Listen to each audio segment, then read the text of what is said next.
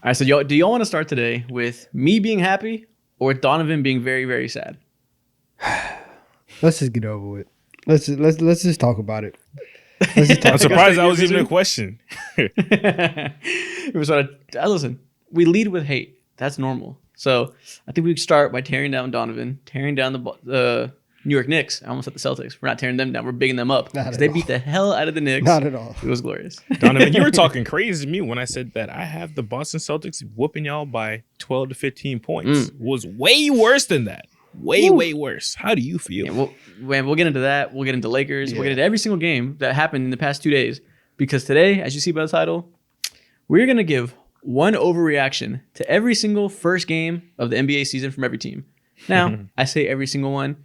It is a Thursday, October 24th, 12:22 p.m. Pacific time. So there's 4 teams actually that haven't played yet. So if you're a Thunder, Nuggets, Mavs. Spurs, or Mavs fan, sorry, your team won't get talked about today simply because they haven't played yet and we're recording beforehand.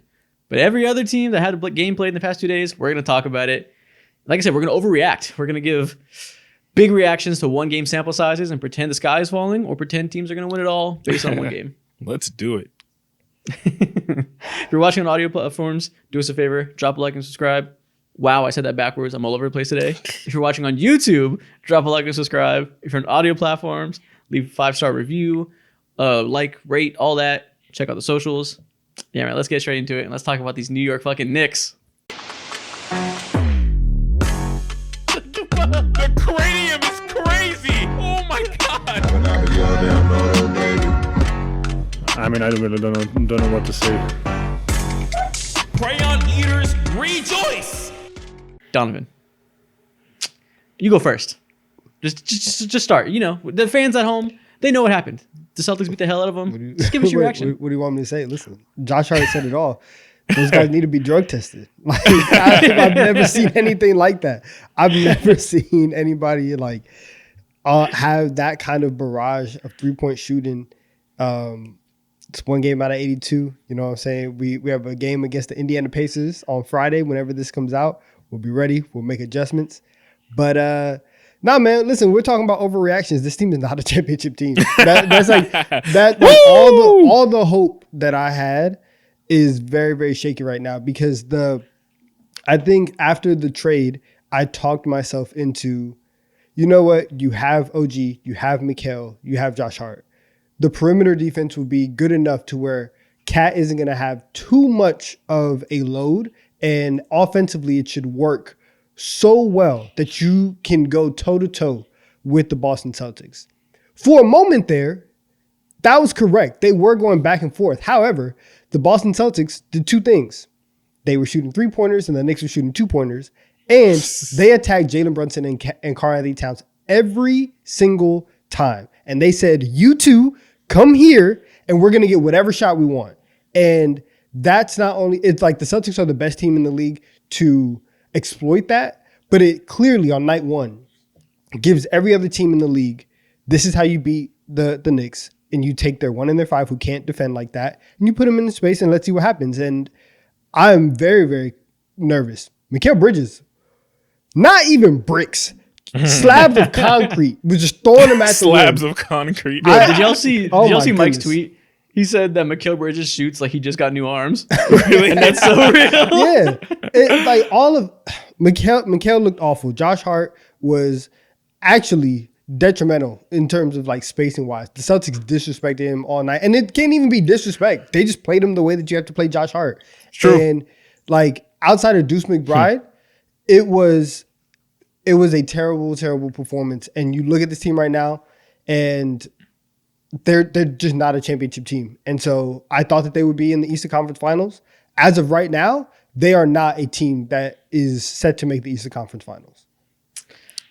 And listen, the title is overreaction. Exactly. So I'm glad you got the overreaction off your chest. Mo, I don't know how you feel. I didn't leave this game feeling any type of way about the Knicks. I know Twitter is melting down because it's what you do on the first night of the season, right? It's like almost like NFL culture in the NBA for one day where you have one game sample size to go off of. You had months of buildup. So all you can do is go off of that. That's how every week is in the NFL. Not in the NBA usually because we have a million games to react to and, you know, you easily forget the bad ones. So I get why people are thinking this, especially with how Mikal looked. I left feeling the opposite. My overreaction is, I think I like the Boston Celtics. Shocker. You like an NBA champion. I think they're making me a fan. You know, when the Golden State Warriors started their run, I was obviously a young LeBron fan. So I fucking hated them for just knocking down my sweet prince year after year. And I just hated on them like everybody else did. And then like 2019 or so came around and I was like, I've had time to mature and appreciate this. And I think I love Steph Curry. I think I just like admire this guy. Watching Jason Tatum last night, for the first time in my NBA life, I was like, oh my God, I love watching Jason Tatum right now. Like, this is a different player. And I just had like a newfound appreciation where that thing that happened with the Warriors sunk in with me for the Celtics. And I was like, oh, this is one of the best constructed roster in NBA history. This is the most dominant team I'm going to see in years. This team should go back to back with ease. I don't think the Knicks are trash. I think they made them look like trash because the Celtics just have this ability to lock in and casually tie the most three-pointers made in a single game in NBA history. And you don't feel like it's something that's not replicable because it's just what they do. I think they have just cracked the code for how to build a perfect roster, how to play the perfect style of play with that roster. Jason Tatum's on a new level as a passer. His jump shot looks smooth. His decision-making was insanely quick. He looks comfortable. No more hitch, no more hesitation. Everything's clicking, and I'm like, wow. I kind of want them to win. I'm like, I feel in support of this team, and it doesn't feel right. Want them to win is crazy. Yeah, I would not want them to. I want the Lakers to win. I want the Thunder to win for agenda purposes. But like, I'm not rooting against the Celtics. I'm at the point of appreciation of like what could be overreaction, what could end up being a fucking dynasty at this point, mini dynasty. You don't ever want to say after one championship. But said, yeah, in your long spiel was that this team's just locked in, and of all the things that Joe Mazzulla has exposed to us over these last few months, whether it be him through interviews and all these podcasts that he's hopped in or whatever, people can look at him, call him insane. People can look at him and say that, this dude's actually a brain genius with all the minute things that he implemented with the Boston Celtics, like random fact and tangent. How they offensive rebound, specifically off of threes, is ridiculous, and it's to a scientific T. Something else you can say about Joe Mazzulla is that this dude suffers from LIS, locked-in syndrome. That's him every single night. He invented it. Yeah, he literally invented it. He embodies that, and he helps permeate that throughout the entirety of the team. Something that I learned from this specific game, I guess, is that overreaction. Biggest overreaction is that, the Celtics are just head and shoulders above the league right now. Point blank period. Sorry, Thunder. If the Celtics are playing like this, I'm feeling a Celtics in 5 or 6 over the Thunder. Like, if they're locked in like this and they're fully healthy, I don't know how anybody's going to beat them for the next 3 years. Yeah. Assuming, like I said, they're fully healthy. Now, we can't assume that Jaylen Brown's going to shoot like 50% from the three-point line. Drew Holiday's going to shoot like 60. Yeah. Also their stuff. But in general, like, there's zero pathway for a team like the Knicks to be a true contender against the Boston Celtics. There's just no way. It's nothing to do with the Knicks. Like, their flaws aren't that bad. It's just the Celtics are next level. I mean, it could be that bad if Mikal Bridges is shooting like that, for sure. And also if he's going to struggle to get over he had a better second half. He went back to his old form. Yeah. Exactly. He spent all offseason, all preseason shooting one way, trying to change the jump shot, and apparently went on Twitter at halftime and saw everybody saying it and was like, "Yeah, I listen. We're too said far the jig is up. Let's be fucking for real." He saw Mike Hurd on Twitter saying his arms don't work, and he's like, "Oh hell no, I can't let him talk me."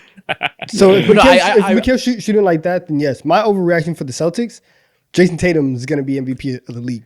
Dude, that's about it. That's the big takeaway from all of this, because obviously the Celtics, we know they put up more threes than anybody else. They make more threes. When they are attempting more threes than like above league average, it's almost impossible to beat them.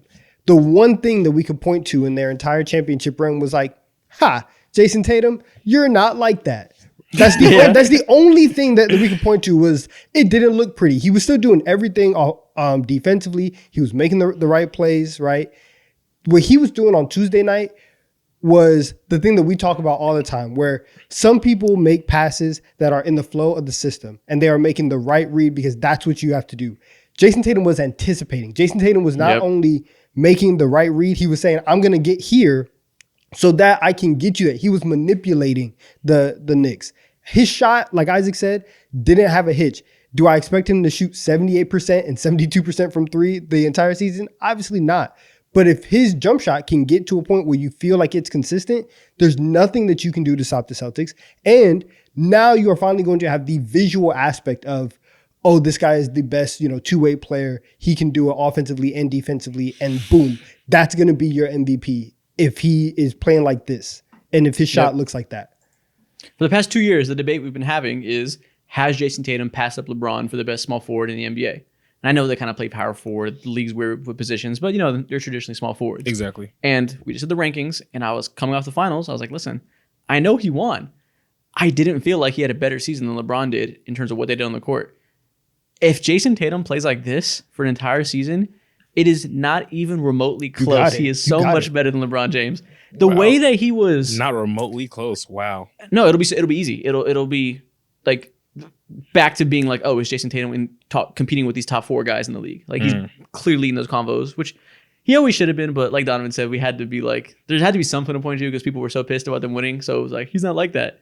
And now the new thing they're pointing to is maybe the Celtics style of play is bad for the league. We don't want everybody that's so nasty. Shooting threes. Like, shut the fuck up, man. Not everybody can do that. But like I was saying, one, the shot was better, right? Which is obviously the biggest thing. A few weeks ago in the pod, I think it was the one question for every team episode, or maybe it was the narratives one. I don't remember. I told you guys that I'm buying Jason Tatum stock, that his jump shot is going to be fine. I think he's going to come back fully locked in and look like the best version you've ever seen of him. And, it wasn't necessarily a fully agreed upon thing in this room.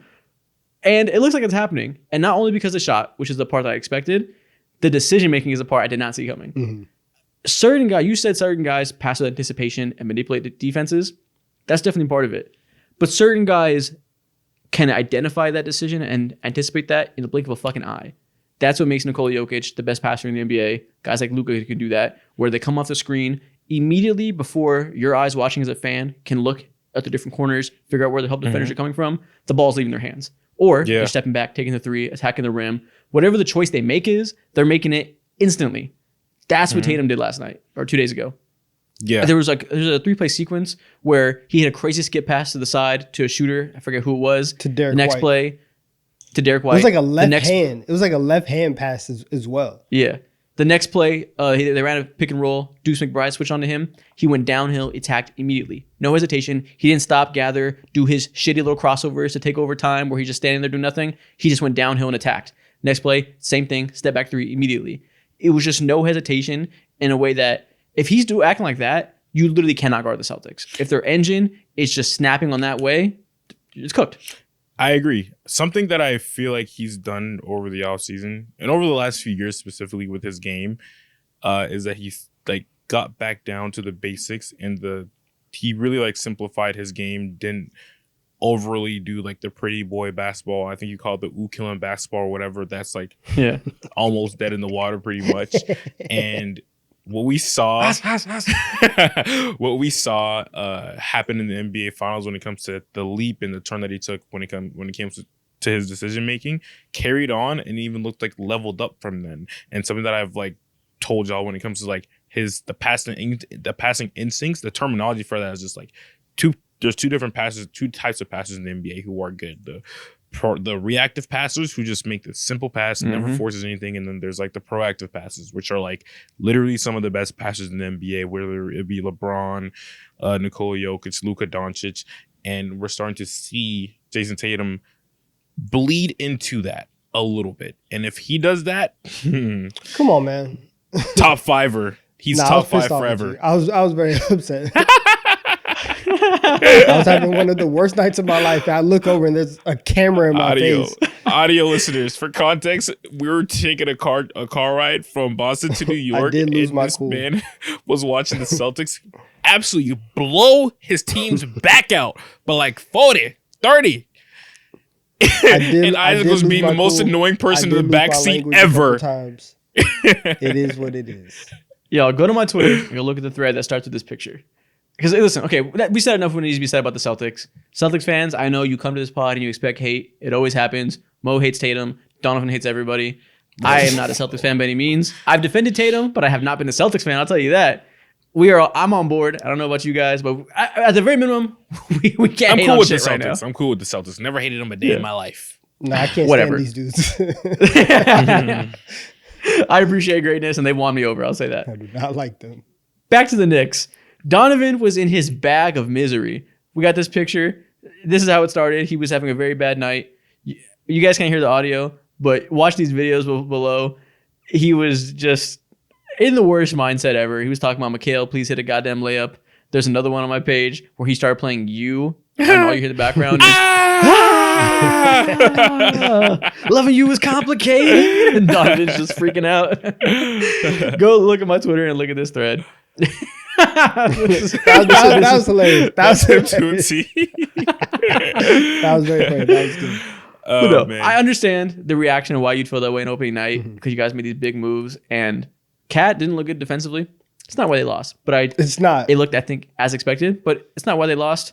Mikhail, you give up 5 first-round picks to get him, and he's terrible and can't shoot. That's disastrous on first glance. You know, they made a trade right before training camp started. It's going to take time to get acclimated. They have to work out kinks. Same thing we're going to see with Timberwolves when we talk about them later. I'm not reacting to them in any type of way. They'll be fine. The Celtics are just a fucking buzzsaw. Exactly. I view them the exact same way. Like I just said, they just made a trade right before training camp. I know, like we be over here saying power, friendship, and all that other stuff, but these guys haven't played with each other for. Mikal Bridges hasn't played with the Jalen Brunsons and Jalen Hards of the world for years, and never played with a guy like Karl Anthony Towns before ever in the entirety of his life. So there's a lot of gelling that has to happen. Tibbs is gonna have to get into his bag and figure out ways to empower Cat a little bit more, and yeah, it's gonna take a little bit, but they are what I expect them to be. I'll talk to you guys about the Knicks next week because I just can't be objective right now. I'm still very, very much in it. Let's Hey go to the man, next just game. say it. The people want to hear it. Let's Tell get to us the your next game. feelings. Tell us your feelings right now. People want to hear that shit. No, I said it off top. Like that's the overreaction. I'm looking at this team and it just like you feel like you made so many steps to inch closer, and just as you did that, and the Celtics are down Porzingis, you go and you get destroyed on opening night. It's like, are we as far as we were before we made the deals? And this was one of the issues that I had where it's like I wanted to see, at least for one night, Julius and Dante with everybody. Let me just see what we had, and then we can go from there. You still have Mitchell Robinson, who again is hurt right now, but he's going to come back and he's going to play that center position. The center position right now is thin because Mitch is out, because Precious is out. Jericho Sims is out here getting run in the first game of the year. They feel like they still need tinkering. Aside from like chemistry aside, they still need some tinkering. There's gonna be another small move, whether it's by an acquisition or you do what Josh Hart was, hinting at last week, which was him coming off the bench. Obviously, this is ground zero. You have to build from here. It does not feel good. And when I look around the league and I look at games that happened last night, yeah, there's some teams that people should not be surprised if they end up either higher than the Knicks in the regular season, or you get to a playoff series and they're the ones playing the Celtics in the conference finals, because there's also some really, really good teams in the East. Mm-hmm. Y'all ready to talk about the real main characters? Let's do it. Ew. So, Lakers Yeah. versus Minnesota Timberwolves. You got Pat Okay. Riley. You got him. My overreaction is the Lakers are winning the fucking finals. I'm sorry. Get on board. I'm just Ew. kidding. That was the No, I'm funniest kidding. thing I heard all My week. overreaction is that I think I might have just been right about JJ Redick. And I say right because I chose to believe that he is Pat Riley just because I want it to be true. And I made that very clear that I'm believing this guy because I like him and I think he's smart and I think it'll work. Just a hunch. No real reason to believe that coming into the season. And then preseason started. We saw X's and O's wise promise. We saw him lay the right groundworks in the preseason to make us see that he's going to do a lot of things right that Darvin Ham did wrong. And, we talked about all he has to do is be competent, and this team will get better by the nature of not having Darvin Scam in that locker room. Turns out we were right. Darvin Scam. The first game, JJ Redick was in his bag. The X's and O's that he employed were incredible. Tim NBA is a really popular Twitter account that's a Lakers fan who does really high level analysis. He's the founder of Basketball Index, and he charts every single Lakers game hand by hand and talks about their X's and O's and stuff.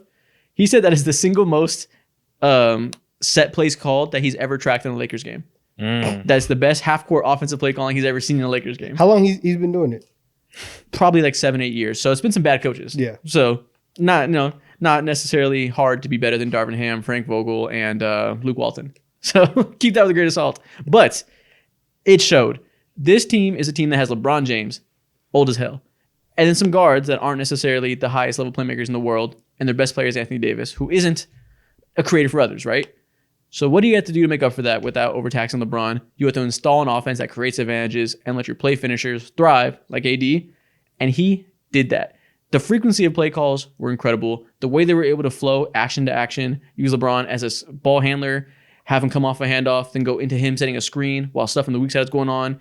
It was great. We saw Rui Hachimura dunking on people because he was wide open through the flow of the offense and could finish. We saw AD have an insane game because he was open through the flow of the offense and could finish. I was in heaven.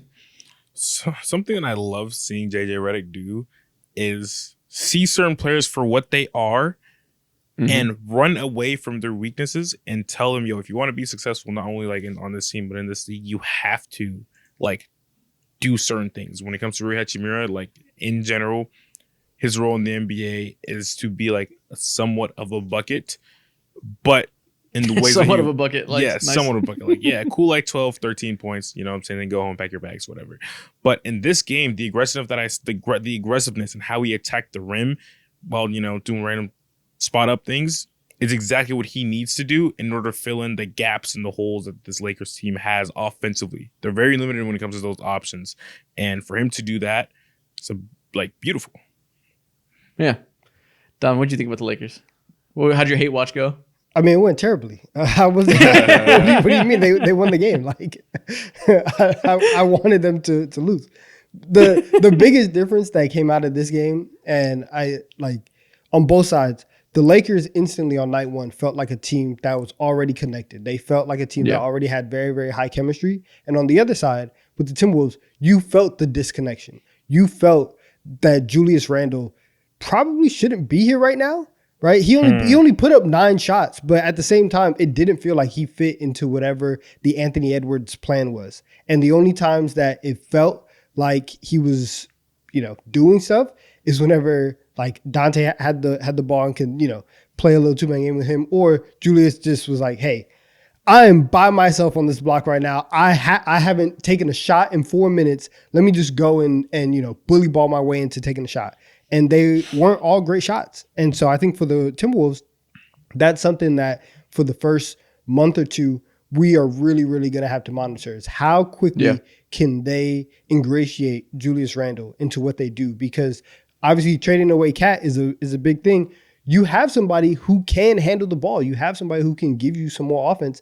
You didn't really see that on Tuesday night. So that's the thing on Minnesota. But LA, yo, shout out to y'all. And I was on your side. I was also convinced that that JJ would be good. I hope that he wasn't because I don't like the Lakers. But I thought that he would. And it night one, it's already clicking. They're going to be good. Yeah, I guess the overreaction for the Minnesota Timberwolves, if you know, nature of the episode, we give an overreaction take, is that the trade was a mistake, that they're going to be worse. And it obviously, right? Julius Randle could never fit with Gobert. Now, the measure take is this should be exactly what you expected. You know, we did the show in Boston where we did the preview of all these games, and I said I see the Lakers winning because Minnesota has to gel with the Julius Randle thing, figure out how to make that spacing work, and LeBron James is the perfect defender to nullify all the bully ball bullshit that Julius Randle wants to do. That's precisely what happened. That was spot on. They're going to take a while to make it work, right? The first year with Cat and Gobert, it was disgusting. It took forever for them to figure out how to make that spacing work because it's hard. It's not, you know, Gobert's a terrible offensive player. It's hard to figure out how to fit around him. He might be the clumsiest 7-footer. Yeah. Now, again, not worst, just clumsiest 7-footer I've ever seen. And it's hard to make that work, especially with Julius Randle, who is even worse of a fit than Cat was in terms of the places on the court he wants to occupy. Cat wanted to be down low too, but at least he has just quick release trigger threes that can fit off of him off ball. Julius Randle doesn't play like that. He doesn't want to catch and shoot and hoist threes nonstop. So it was always going to take some time. It was always going to take some time to figure out how to use his passing without him being too passive, how to get him to complement Anthony Edwards while getting his game off, how to get him comfortable defending in space and being able to funnel people into the Rudy Gobert and take advantage of that shot blocking. Like, it was never going to be an overnight fix, and the Lakers were a bad matchup with or without them being comfortable together. So I'm not overreacting on the Timberwolves yet. Yeah, for sure. But if there was one thing to overreact on, I'm looking at Anthony Edwards, and something that I expected him to take not a leap in necessarily. It's one game, so I have to act kind of crazy. The Anthony Edwards leaps is slightly disappointing. He took like 13 threes, known as overall throughout his entire career, he's been pretty much a high volume 3-point shooter, and he wanted to make that a real emphasis. All right, cool. I understand that, but also at the same time too, I would love to see an emphasis improvement in other areas of his game when it came to his like decision making and all that, and it just wasn't there. And I feel like if he was to make that next step and be the face of the league, like the NBA and everyone's trying to push him to be, that has to be a thing. His passing was terrible last night. Also, that block was crazy with AD. God. Everybody, he's like Draymond. Everybody that goes against Gobert has some shit to prove, get off their chest, and they take exception with being able to shit on him. But no, Anthony Edwards' passing was horrible. Yeah. He was getting, like, he couldn't dissect anything, honestly. He had a very rough night there. And I'm glad you mentioned the high volume of threes. How do you guys feel about that? Because, if you're a great slasher, obviously the way to make your slashing even better is if they have to respect a high-level three-point shot. And we heard comments from him during, I think it was Media Day, where they asked him what he worked on this summer, and he said just threes. He said that the only thing he worked on was threes. Yeah. And I'm sure the only thing is to be taken with a grain of salt. But I think he kind of meant that shit, that was the main focus of his, is this summer I'm going to come back and be an elite three-point shooter. And to your point, Mo, that makes total sense. If that's what you do all summer, you come out game one, you're going to fire them because you're thinking, I'm going to be in my bag. Let's make this work pay off. We saw the same thing when Klay Thompson came back from injury, where he had all that time off. You could tell that he was in his bag. You could tell he was doing skill training, trying to get his middies off and stuff, because he has all the time in the world to get better at that. He came out just taking all these fading mids. Yeah. That showed. Do you guys want to see him be this crazy high volume 3-point shooter? Not really. I don't. It's very weird because I don't think that it maximizes Ant the best. However, I think Ant being a high volume 3-point shooter will help maximize the team if Julius Randle's out there, because you do need spacing. So you have to pick on, are we going to try and have Ant be fully maximized, or have him at like 95%, 90%? That play was beautiful. And have everything else work a little bit better and let Julius get more involved in the offense. That's the decision that they have to make. And if I don't mind it, because I don't feel like he settled too much. There maybe were like 2 plays where I was like, okay, you probably could have, got to the rim, but it wasn't an awful shot diet, in my opinion. Yeah. I saw somebody compare it to, someone said that he did what De'Aaron Fox did instead of what Shea did, where De'Aaron Fox went straight to, I'm going to be a high volume 3-point shooter, then drive to the rim, whereas Shea kind of developed his inside out game. And he kind of made sure to get the mid-range game developed, the post game developed, and work, well-rounded before you get to the 3-point stuff as a priority. Interesting in terms of like just different approaches to being a driving guard. That I think that makes sense. That is what De'Aaron Fox did compared to Shea. Yeah, and also like if you are athletic like that, it might make sense to work on the 3-point shot before the inside out stuff. Where like Shea's not the level of athlete that De'Aaron Fox is, or that Ant is. So it makes sense. Like I'm never going to be the guy that's consistently blowing by people. I have to rely on angles, getting to my spot. So it makes sense from that perspective. And it's what makes Donovan Mitchell great too. You have to respect the 3, and he's crazy athletic and get by you. So it's a mold we've seen work before. So it's not crazy that Ant wants to do that. Yeah. Yeah. It's just like, I understand the new pathway that we're taking and that we're going to as the NBA continues to evolve or whatever. But like, it's just more than just like shooting threes. There's other outlier things that you have to work on. We watch the Celtics and all we blabber about over the past like 2-3 years since they've had this style of play is like shoot threes. And they've been doing the same thing. But really the main difference for them, for the Celtics, like last year compared to the last 2 years where they've been doing the same thing, is just like how they did it. And there's a real science to shooting threes. They're just not shooting it just to shoot it, because threes is more than two. It's more than that. Oh, back to Minnesota. Another thing that bothered me, their point of attack defense was horrendous.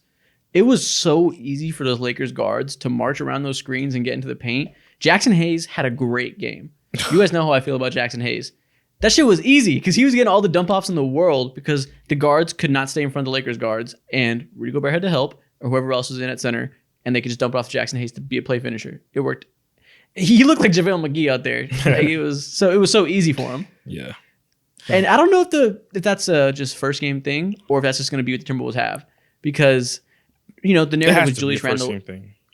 Maybe, but the narrative was Julius Randle isn't that much worse of a defender than Cat. But Cat had developed into a decent defensive four because of what specifically that role he had to do. His size was pretty helpful back there to have both him and Gobert on your back line. That it's a different equation with Randle, who's more of a on-ball defender. He's not necessarily good helping at the rim. So if you don't have that positional size at both positions, they can figure it out because you still have Gobert at the end of the day. But it's going to be an adjustment period for sure.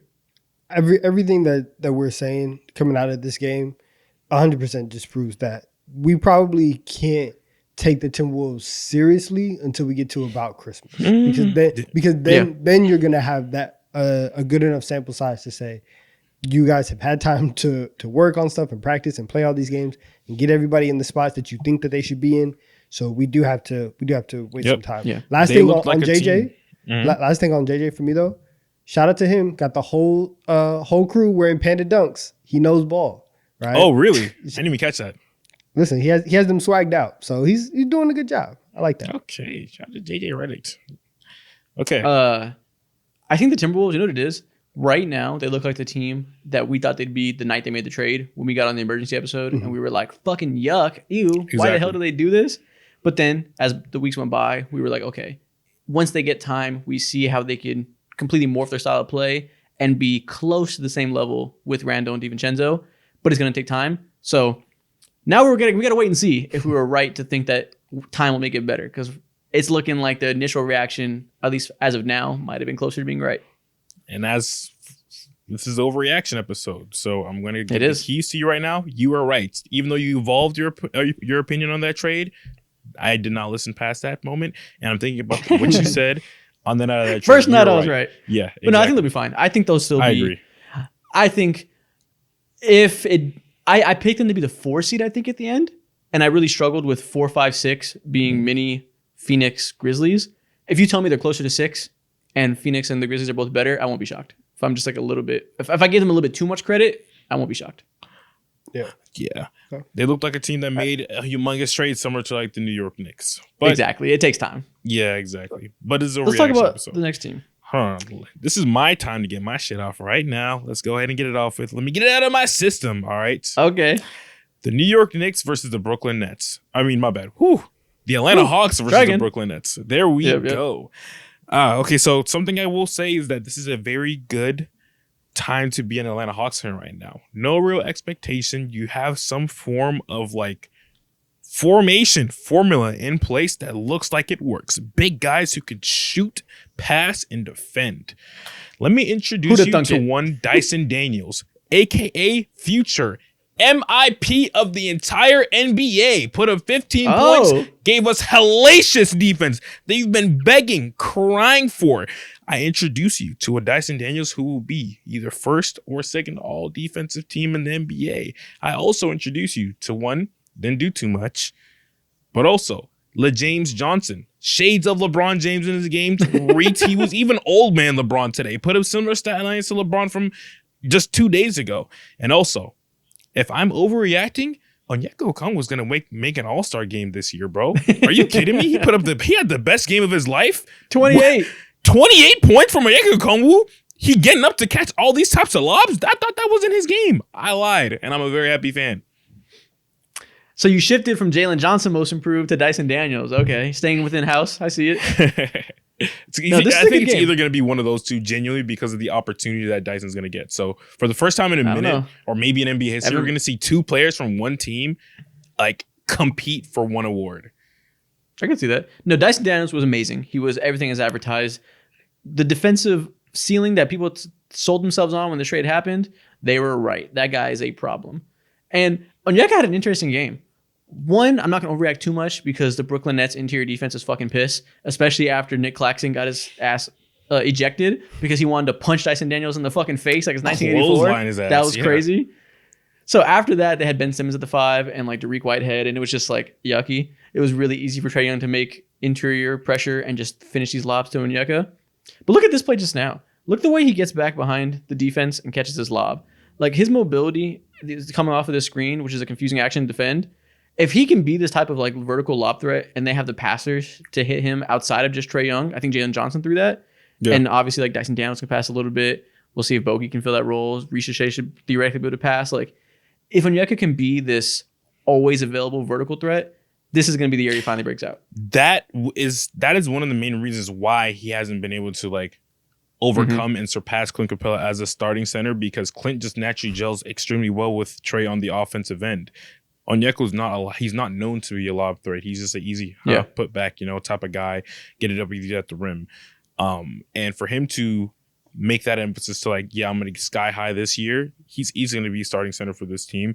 And that just like elevates the team overall, because even defensively, he's better than Clint Capella. And when it comes to his mobility, guarding smaller players and all that. So now rebounding still. He's eating in these highlights. He's eating. Yo, he looks like prime Shaq in his bitch, and I'm so happy right now. This is what we've been waiting for.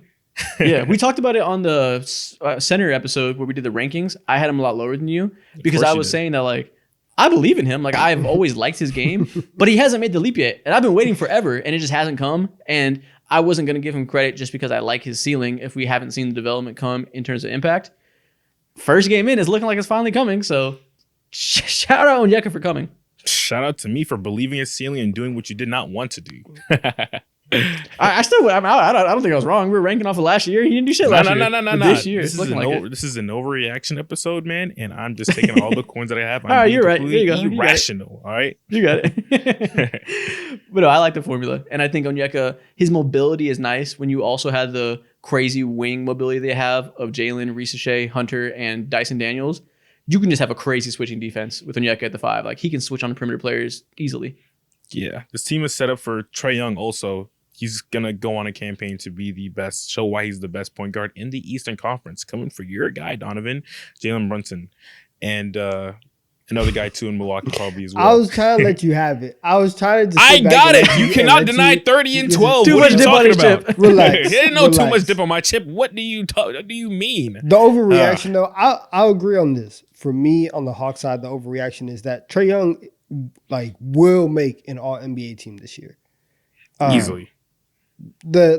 We've said it over and over that he is one of the most underrated players at this point in the game. And if you can have some type of competence around him, and Trae Young is coming out every single night and getting you 28 and 10, there's only so many 28 and 10 seasons that you can have back to back to back, to where people are like, that's empty. That doesn't mean anything. One of them is going to pop. And the Hawks looked really, really good. Granted, against the team that we all think is probably going to be, one of the 2 to 3 worst in the league. Yeah. Like, look at this play. Look how easy this was for Onyeka. Look at him just split this defense. Those guys are non-existent. Yeah. Ben Simmons is just standing there, not even trying to fucking rotate. However, on the net side, look at that. It's like practice. Yeah, that's bad. What is Ben Simmons doing? What has he done over these last 2 years? What's crazy is I actually kind of saw the vision on Ben Simmons. I like the way they used him. It wasn't super great, but I like how they used him as like a dribble handoff hub. Yeah. The way he was walking the ball up, and he kind of looked like Sabonis, but without the post-scoring offense. He couldn't score, but the way he was passing and organizing offense looked a lot like Sabonis. Exactly. I came out of this game and I was like, is Ben Simmons going to be productive this season? Do I think that he can actually contribute to a team? Maybe. This Nets team, though, this might be one of the best tanking years of all time. You're going to get all the losses that you need. You're going to get the scoring that you need from Cam Thomas, who, again, scored 36 points last night. He's going for the scoring title. And one of these forwards is getting traded. Oof. Ben Simmons is not a 5. Look at this. He comes over, rotates. This is why he's never been 5, even though people always say they should do it. He doesn't really offer much rotating to the rim. See, you see that, but I see a tremendous pass made by maybe the 5th best passer on our team in Bogdanovic. Love that. It was just bad defense, not gonna lie. It was a fine pass, but the rotation was there. He just didn't do shit. Listen, which doesn't be the problem. I like the vision of how they're using Ben Simmons, but like it's just cool. I don't think it's actually gonna be that good. Like he'll be good in fantasy. I think he'll get me. I drafted him at the last pick of the draft. He'll give me some rebounds, some assists, occasional points. Like you know what team he would be really points. good on? I need to see him on the Charlotte Hornets next year. Honestly, man, put him at the 4 next to LaMelo, Brandon Miller. Alleviate the secondary playmaking responsibilities of Brandon Miller. I would love him on that team. Put him on the Hornets. That would be fantastic. Put him next to a high-octane explosive guard. Honestly, like a couple years ago on my YouTube channel. I'm sorry. Can we run this play back real quick of Cam Thomas? I lost it. Oh, my God. I don't know where you were. He is hilarious. I lost it. He took I think he took 27 shots last night. That's disgusting. Listen, Tank Commander. I think one of your hot takes this season was he's going to be like top 8 or top 5 in scoring. Off to a good start through night 1. It's going to happen. He's getting there. It's going to happen. I'm glad you mentioned Charlotte. That's going to be the next team we talk about. This was, last night I was on a plane watching all these games, which was nice because I could be really locked in. I didn't have anything else to do. But I was watching most of the games as much as I could on 2 screens. I watched every second of Charlotte versus the Rockets. I didn't click off once. I was locked in because these are 2 of my favorite rosters for the season. I think I predicted both of them to be play-in teams, which I don't really know if that's a hot take or not. I think at least the Hornets are considered, I think by the masses, to be pretty shitty. I don't know if people necessarily expect them to come back to relevancy. We all do. And everything that we said about both teams was 100% apparent in this game. We were just spot on. Charles Lee came in from the Celtics. These guys are playing Celtics basketball. They're getting threes up. They're living and dying by the 3. In the first half, they died by that shit. In the second half, LaMelo Ball went berserk, and they came back and they beat the Rockets because in the second half, the Rockets' offense stalled out because they had too many guys, as we expected. They couldn't really put the right lineups together. Yep. Amen Thompson looked amazing. Didn't get a ton of minutes in the second half. Jalen Green, it looked real cool, but he shot them out of the game in the second half. He was also like Anthony Edwards, where he was shooting hella threes, trying to do the same thing, I think. It didn't go well. I saw a stat from Jackson Frank. He said he shot 14 off the dribble shots. God damn! Guess how many he made? 11 3. of those shots were threes. 3. You give him some credit. He made 4.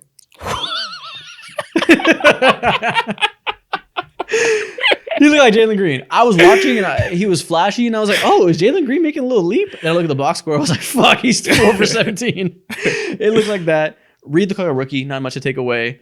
But yeah, Amen Thompson was a demon guarding interior, exterior. He made a spot up 3. He attacked the rim, had a good dunk. Clearly one of their most productive players. But they have a logjam of wings that they can't give him a ton of minutes. And it makes total sense to me that they start off strong, and then those things start to come in while the Hornets make a run, and they just fizzled out. Overreaction is they need to make a trade. Yeah. Bad. Yeah. That's Feelings not are going to be hurt. overreaction. Egos need to be put down. Fine. Overreaction is LaMelo Ball is making an all-NBA team. And Brandon Miller is the prince who was promised. And give me all the Hornet stock. Charles Lee, coach of the year. That was my thing. I was Yeah. gonna say Charles Lee, coach of the year. We're all in on the Hornets. We are all. We in. are. The We are. one thing I want to see is just that's all I want is just a healthy LaMelo Ball. And if we're gonna get it, they're in the playoffs, like top 8 playoffs. I'm not talking about playing playoffs. Ooh. Yeah, I don't know. It's man. tough out there, but teams are going to get hurt. I picked them at 10. I can see them getting up to 8 because some teams bow out with injuries. That makes total sense. Like the Miami Heat. Ooh. Oh, we'll talk about Gotta them get next. to them later, yeah. But also, this is an overreaction because I think this is just a good take. Alperen Sengun is making his first All-Star team this year, I think. Easy. Yeah, that's Sengun? easy. I agree. Bro, his 3-point shot looked nice. And I've been labeled a Sengun hater. I'm not. I just think Chet Holmgren's better, and I'd rather have him long term. That dunk was crazy. Brandon Miller rose the fuck up. I didn't know this was in his bag. I was unfamiliar with his hops. That was crazy. No, Brandon Miller been like that. He's for real PG like. Yeah. I know. But Sengun looked amazing. Again, back to the... you know what's funny? I was looking back on that pregame. We did that stream I mentioned where we previewed all these games. I got every single game right in terms of the outcomes, except for this one. This is the only one I got wrong. I went 11-1 because the fucking Rockets fell apart in the second half. But Parlays cooked. I said they were going to win because I thought Sengun was going to cook because Mark Williams isn't hurt and their center room is Nick Richards and Diabate. Diabate is the worst center I've seen this year. He was horrific yesterday. And the first half, Sengun tore them a new one. It was crazy. He was going nuts down low, just abusing Nick Richards, who is very average. And that was the vision, I think. I think that's why he's going to be an all-star. Any night they play a team with mediocre to subpar bigs, Sengun is going to get his game off, and he is going to eat. I remember this specific talking point. I predicted, I don't know what my record was for like the predictions episode during the stream, but I do remember saying that, I got the Hornets winning this one, even though like Mark Williams, you agreed. I found out that he was going to be hurt. I thought that the Hornets were going to win this game. And although it didn't look like how I thought it was going to look like, I knew I had like put a little bit too much stock in Nick Richards. You were telling me how much of a he is or whatever. But seeing the way, do that again. Just it's respectful. It's respectful. Me just like he's just not a guy. He's not a guy. He's a dude, just not a guy. But yeah, seeing the way the Hornets just like already have their identity set in place is the reason why the Hornets or the Houston Rockets are gonna have like such a volatile up and down season, and they're the complete opposite of the Charlotte Hornets in terms of just like they don't have the Hornets have pieces, but they're not all over the place, scatterbrained. They have like the right amount of like young talent who knows their role. If they want to be on the team for a long time, there's a clear, direct pathway for you to do so. It starts with the middle ball. Brandon Miller comes right behind him, and then they have the other guys like Trey Mann fulfilling his sixth man of the role prophecy, like he damn deserves to win it this year, probably. And there's just no questions. I just don't have that many questions for the Charlotte Hornets compared to the Houston I have Rockets. questions. Their bench is terrible. Their bench is not good. That is true. That's not a question. That's they a fact. need Mark Williams. Their backup, their big man situation is horrible. In the second half, actually it worked, but they had Grant Williams defending Sengun, and that was their best look. It ended up working because Diabate was such a liability guarding him. But they need some bench pieces. I don't know if that's a trade or just Mark Williams being healthy, which isn't something you can rely on. But that's kind of scary for a night-to-night consistency. But back to Sengun real quick. You guys know how I feel about Domantas Sabonis. You guys know that I'm not necessarily a fan of his style of play, and that is because he needs the ball in his hands for one, because he isn't a good three-point shooter, and he also doesn't give you rim protection. That to me is a hard archetype of center to build around. I think Sengun is a better defender than Sabonis by a little bit. I'm not necessarily bullish on him being a great defender one day by any means. But his three-point shot looked really good last night. Yeah. He hit multiple with good rhythm, good form, good confidence, which has always been the issue with him. He is not a confident shooter in the past.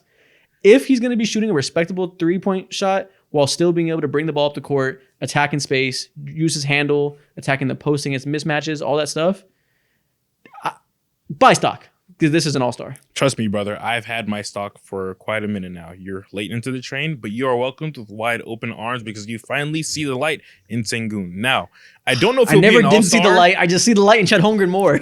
I don't know if he'll be an all-star because his Rockets have to be like, they have to be that stacked. But in terms of like being a legit all-star talent and being comfortable, like, that dude's like, he's up there in terms of NBA rankings, I agree with that. He'll be an injury replacement all-star. If that's the case, then sure, I love that for him. Yeah, him, Wemby, and either J-Dub or Chet are going to be first-time all-stars, I think. Replacing Kawhi, Paul George, and what? Who's the other one that went to the East? Karl Anthony Towns. Also, Gobert probably isn't going to be an all-star. Hell no. He can never. John Morant will replace him. Yeah. So, we'll have about 5 or 6 new all-stars this year. Either way, overreaction is both these teams are legit. Keep an eye on both these teams. They're going to be better than people think, I think. I agree. Yeah. What's the next team we want to overreact about? I'm excited. Donovan, you pick one. Listen, we'll talk about the Heat and Magic game. On one hand, we'll start with the good. Paolo Banchero, you will make an All-NBA team. Yep. That is here. Listen, he had 30. Very it wasn't the smoothest 30 because there were like a lot of like missed just like layups. First half was inefficient. Yeah. But you see the vision and everything that we've been talking about with Paolo, it did kind of come to like fruition. And I was very impressed with how his offensive rebounding was, with how physical he was getting to the basket. Again, the first half wasn't great, but listen, he was just a dog, and I like his his scoring aspect. That's been my entire Paolo, like Isaac says a lot, or like I say. The argument for him is very, very much eye test, and just watching him and seeing yes, the idea of him. This is a good player. This is somebody that the Magic can build around and can be like their guy. And I saw it. You see everything that Orlando wanted him to. Also, Franz Wagner, 3 of 6 from 3. Shout out to you. That is what we need. That is going to be a difference maker. If you can be in that 38 to 40% range, that's good. I only wanted 34%, but you're out here shooting 50% on night one. Props to you. So shout out to 100%. Yeah, shout out to the Magic last night. Let's keep talking about the Magic before we get to the Heat. Yeah. We're gonna have a lot to say about the Heat. Yeah. On the Magic side, I think I picked them to be the 7th seed in our predictions episode, right behind the Pacers, which was a hard choice for me between those two. And the reasoning was I think their offense won't take the jump that people will expect. I think they'll be around where they were last year, a little bit better because of growth of the young players. But I don't think that KCP will make them an amazing offense. What I didn't consider enough, I think, looking back, is that KCP would make them an unfuckwithable defense. Dude, KCP and Jalen Suggs as your 2 starting guards is nightmarish, as well as having 2 big forwards that can defend in space and a good big man rotation. They might be a top 2 defense. It might be them and OKC as the clear top 2 defenses. Yeah, them. Oh, yeah, I agree. It's them, OKC, or maybe even the Boston Celtics, considering the Drew Holiday and they feel like Drew Holiday and Derek White-ish on defense. It's fucking scary, bro. Literally, it's them too. Yeah, so maybe I should have given a little more credit because the defense that maybe something I just overlooked, that maybe they should have thought about them as the 5 or 6 seed instead of 7. But even offensively, I still do think the offense will be middle of the league, which is enough if you have the second best defense in the league to be amazing. But Paolo still didn't have a super efficient game. First half was just weird jitters, I think. He missed some easy shots. But my biggest thing with him is why I've been high on him long term, but not as high as him currently as some people are, because I think people get ahead of themselves of what he can be versus what he is right now. I think people too easily give him a break because of the spacing excuse when really he has some skills he needs to improve. One of those skills I've always said is his footwork, attacking the rim, to be able to use his size and be more efficient at the rim for reasons other than just spacing. That was improved today. There was one point in the second quarter, I remember, where he came off a pick and roll and attacked Haywood Highsmith, who was retreating in a mini drop, and he hit him with this super agile Euro step half finish to finish over him with his length, kind of like what Giannis does, where people keep backing up and then he just goes over and finishes over them.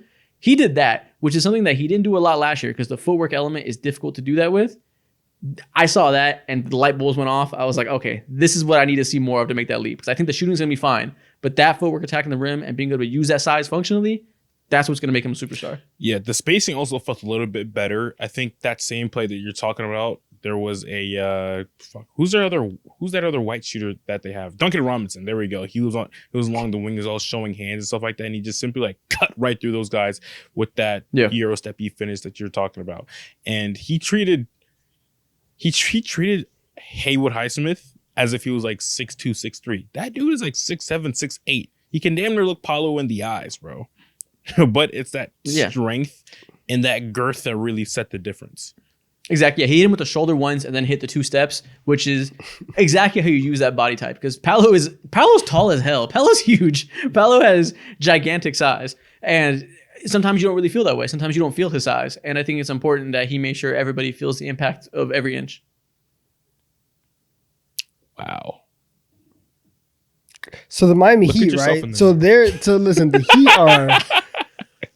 Heat, if we're gonna talk about Miami, they're not gonna make the playoffs, man. This offense sucks. Overreaction flag is inbound. This team they are not fun and they are horrendous. And it seems like every year, every time that they make the finals, they go back and they say, how can we make our life harder? And they just keep doing that until they make the finals again. And then they restart that path of how can we make things harder? I just don't, I'm not high on this team at all. Yeah, me neither. God, I don't know how to feel because my biggest issue with not being high on them is I think the Rozier Hero backcourt is going to struggle to make it work both ways. And people in the comments, obviously, you know, when you're down on a team in a predictions episode, their fans are going to swarm and hate you. They were telling me reasons why, you know, it was a small sample size that I was reacting to. They only started 8 games together, played 11 games together, which is fair. Perhaps I was too hard on the small sample size. I think there's good reason to believe that small sample size will continue to be the same. So I don't really regret that part. But people were very confident that Jimmy and Bam have a bounce back season and like carry with this good amount of spacing and like be very strong as a duo. That's why they were horrible last night. Those guys played like shit, bro. If you look at their starters, I think at one point Bam was like 1 for 8 and Jimmy was 1 for 6. They were just getting punked out of the building, not being able to get anything going. And that'll obviously not be the case every night. But it wasn't an encouraging start when those two guys have to be very, very assertive. Yeah. I think on my season predictions, I put them like super, super last minute before I sent my list over. I just like, okay, fuck it. Like, just put them in a 7th seed instead of an 8th seed or instead of like a 10th seed like you really want to. The Black Voodoo Magic got to my veins and poisoned my mind. I have no hope, no reason to believe in or no logic to believe in the Miami Heat whatsoever. For any reason. No good reason, bro. Just straight up Black Magic and just like poisoned gut feeling. And I was wrong. Again, it's just game 1, but overreaction, you were wrong. But another again, overreaction that I have for the Orlando Magic, to touch back on them real quick for 2 seconds. I don't know why, but I forget how deep they are. And I mentioned them on our stream yesterday, Isaac, or 2 days ago. Anthony Black, if he can do what he did last night, hit a couple threes, play make like he's been known to, and like hold their defensive identity to be true. God, that's just another fantastic guard that they have off of the bench that they'll eventually make room for and put him starting alongside Jalen Suggs in the future. This team is loaded. They're so deep. 10 rebounds, 4 assists, 6 rebounds, 4 assists, 10 points. He was 4 for 9 from the field, 1 for 2 from 3. Yeah, Anthony Black would definitely be a game changer. Yeah. Man. I mean, listen, everybody was good in this game. Like, again, there's not a bad stat line on the Magic from this game. The Heat just came out flat. This is one of the ones that if you're seeking an overreaction, you will get it. Again, first game of the season fuckery, they'll be better. But again, if you're somebody like us who was low on them, you're feeling decent. You're feeling decent right now. Shout out Charlotte. Charlotte. Why? Because they're gonna be better than the Heat. Oh yeah. Ooh, I would love that. Actually, no. Did I do that? No, I put Miami at 9, Charlotte at 10. Pretty much out of social obligation, I think. I wanted to put the Hornets above them, but I was like, can I really? Is that gonna come back and fuck me? The black SUVs were outside. I understand the position you were in. Yeah. I get it. Yeah. Sometimes you gotta temper your expectations with your hot takes and not be guided by emotion. Yeah. And I was like, do I really think that? I don't know. But trust I wanted to. I'm just not necessarily brave. Okay, next game. We talked about that. Indy versus Detroit. I watched the first half of this game because it started first. I didn't catch the second half, which is funny because the first half, man, Detroit was in their ass. Detroit was killing them. Dude, Tobias Harris, watching him like be empowered, I was like, oh, maybe he's got something for this team. Maybe he has some juice left in the tank when he's not standing in the corner watching Joel Embiid cook. Oh, Cade Cunningham, looking assertive. I know the third quarter started and he scored like 10 points in 2 minutes and was going berserk. Jaden Ivey looked good to start. Jalen Duren was physically punking Miles Turner like every physical big does because Miles Turner looks like he does not try after he got paid. And it was looking good. Tyrese Halliburton was like 1 for 8 from the field in that first half. And I was like, oh, good Lord, what's going on? Maybe the overreaction is Prime Hallie's not coming back like it was for those 2 months last year. And then second half, Pacers did Pacers thing. They came back and they stole the game. The Pistons got unserious in the second half and blew it. I don't really know what to take from this game now. Something that I will say is that, that one random dude who I fell in love with 2 seasons ago now, I believe, Bennett Mathurin, he inserted himself back into the equation. He came out, played fantastic defense, hit threes, tough shots, and did the normal trash talking shit that he does. Now, this is all dependent on the growth of Tyrese Halliburton and like the flaws that I see within his game in terms of like the cap on the ceiling potential, on his scoring potential, which like showed to be a little bit apparent last night. Only got to the line once. Took, I think, 2 free throw attempts or whatever. 2 for 2. If Bennett for and 9 for Mathurin 3. can insert himself into this equation and overtake Andrew Nembhard again in the starting lineup, this Indiana Pacers team might have a little bit more of a ceiling depending on him and also Tyrese Halliburton. Those two have to coexist at their highest potential in order for it to happen. Nembhard, I love the dude, all right? He's such a simple player, and you need him on any level of championship team or high contention team to compete. But he's not what's going to be taking you over the top. Better than Mathurin, his growth, keep an eye out for him and just navigate that. Notice it. Yeah. This is one of those games where I actually don't know if I have an overreaction just because the way that the game played out and the fact that the final result ended up with the Pacers on top kind of felt like exactly what I thought these two teams would be like for the year. Mm-hmm. And if you're Detroit, finally, like you are having some success with Cade Cunningham. I thought Tobias was going to come in and be helpful. He also didn't shoot well from 3. The whole team didn't shoot well from 3. They played terrible in the second half. Exactly. They shot 27% for the game. They weren't a good 3-point shooting team last year. They should be better, but probably still not elite this year. So this is kind of how their season is going to go. You are going to have some good games from Cade Cunningham. You're going to lose late a lot, and you're going to see some improvement from your wings when you have, THJ and Tobias Harris and stuff like that. But outside of that, the Pistons, we've been hoping that they would be at minimum fun. Like if you're going to be bad, at least be interesting. And that's probably their role in the league this year, is that they are going to be the team where you can push a couple teams from night to night. You're going to be able to steal a couple games. But ultimately, we're going to look at the end of the season. You're going to have 20 wins, right? 20 Really? First half of the game, Tobias Harris was 6 for 9 good. from the field. Tobias Harris was 6 for 9 in the first half, and Jaden Ivey was 2 for 4. Second half, though. Second half is fun because in the second half, Tobias Harris was... He was 0 like for 1 4. for 0 for 4. And Jaden Ivey, 3 for 9. But also in the first half, Cade Cunningham was 1 for 8. And people were tweeting like, I told y'all he was never going to make a leap. And in the second half, he was 9 for 15 and went on a heater. So I can take away absolutely nothing from this game. We'll see what they do in game 2. Same with the Pacers. Thing that I'll be able to take away from the Detroit Pistons is that, you guys are fun. Simple as that, what Donovan said. Yeah. I will watch you guys and I will not be disgusted. That's bare minimum. Mm-hmm. There you go. Shout out being fun. What game do you want to talk about next? We can go ahead and talk about the New Orleans Pelicans versus the Chicago Bulls. My biggest overreaction that I can take away from this, both ends. Zach LaVine is fucking him. All right. He's one of the best shooters in the entire league. I don't know where he ranks, but I'm just going to say he's top 10 point blank period in terms of his 3-point shooting and how explosive he can get as that level of shooter. On the opposite end of things for the New Orleans Pelicans, did you just find this year's version of Derek Lively he's Messi? Is that his name, Isaac? I feel like I can never Missy, pronounce his name right. Missy. Is he going to be your version of Derek Lively? Is he just going to come out of nowhere and be your saving grace? Because with how, his hops and how athletic and explosive he was in terms of shot blocking was insane. Offensively, he was cool too. Was fed a lot of buckets. It was a lot of James Harden and Clint Capella-esque between him and DeJounte Murray. So you can't expect much out of a rookie center like that. But in general, he's productive. He's valuable. He's not hurting your team when he's out there.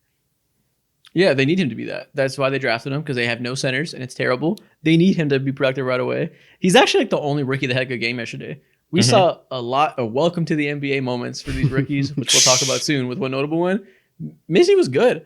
His role, again, he was playing the Bulls, and like you said, he's being spoon-fed buckets, but he played that role, and sometimes that's all you need from a big like this. You need a rim runner who can finish plays, hold his own defensively, be big, and do the easy stuff.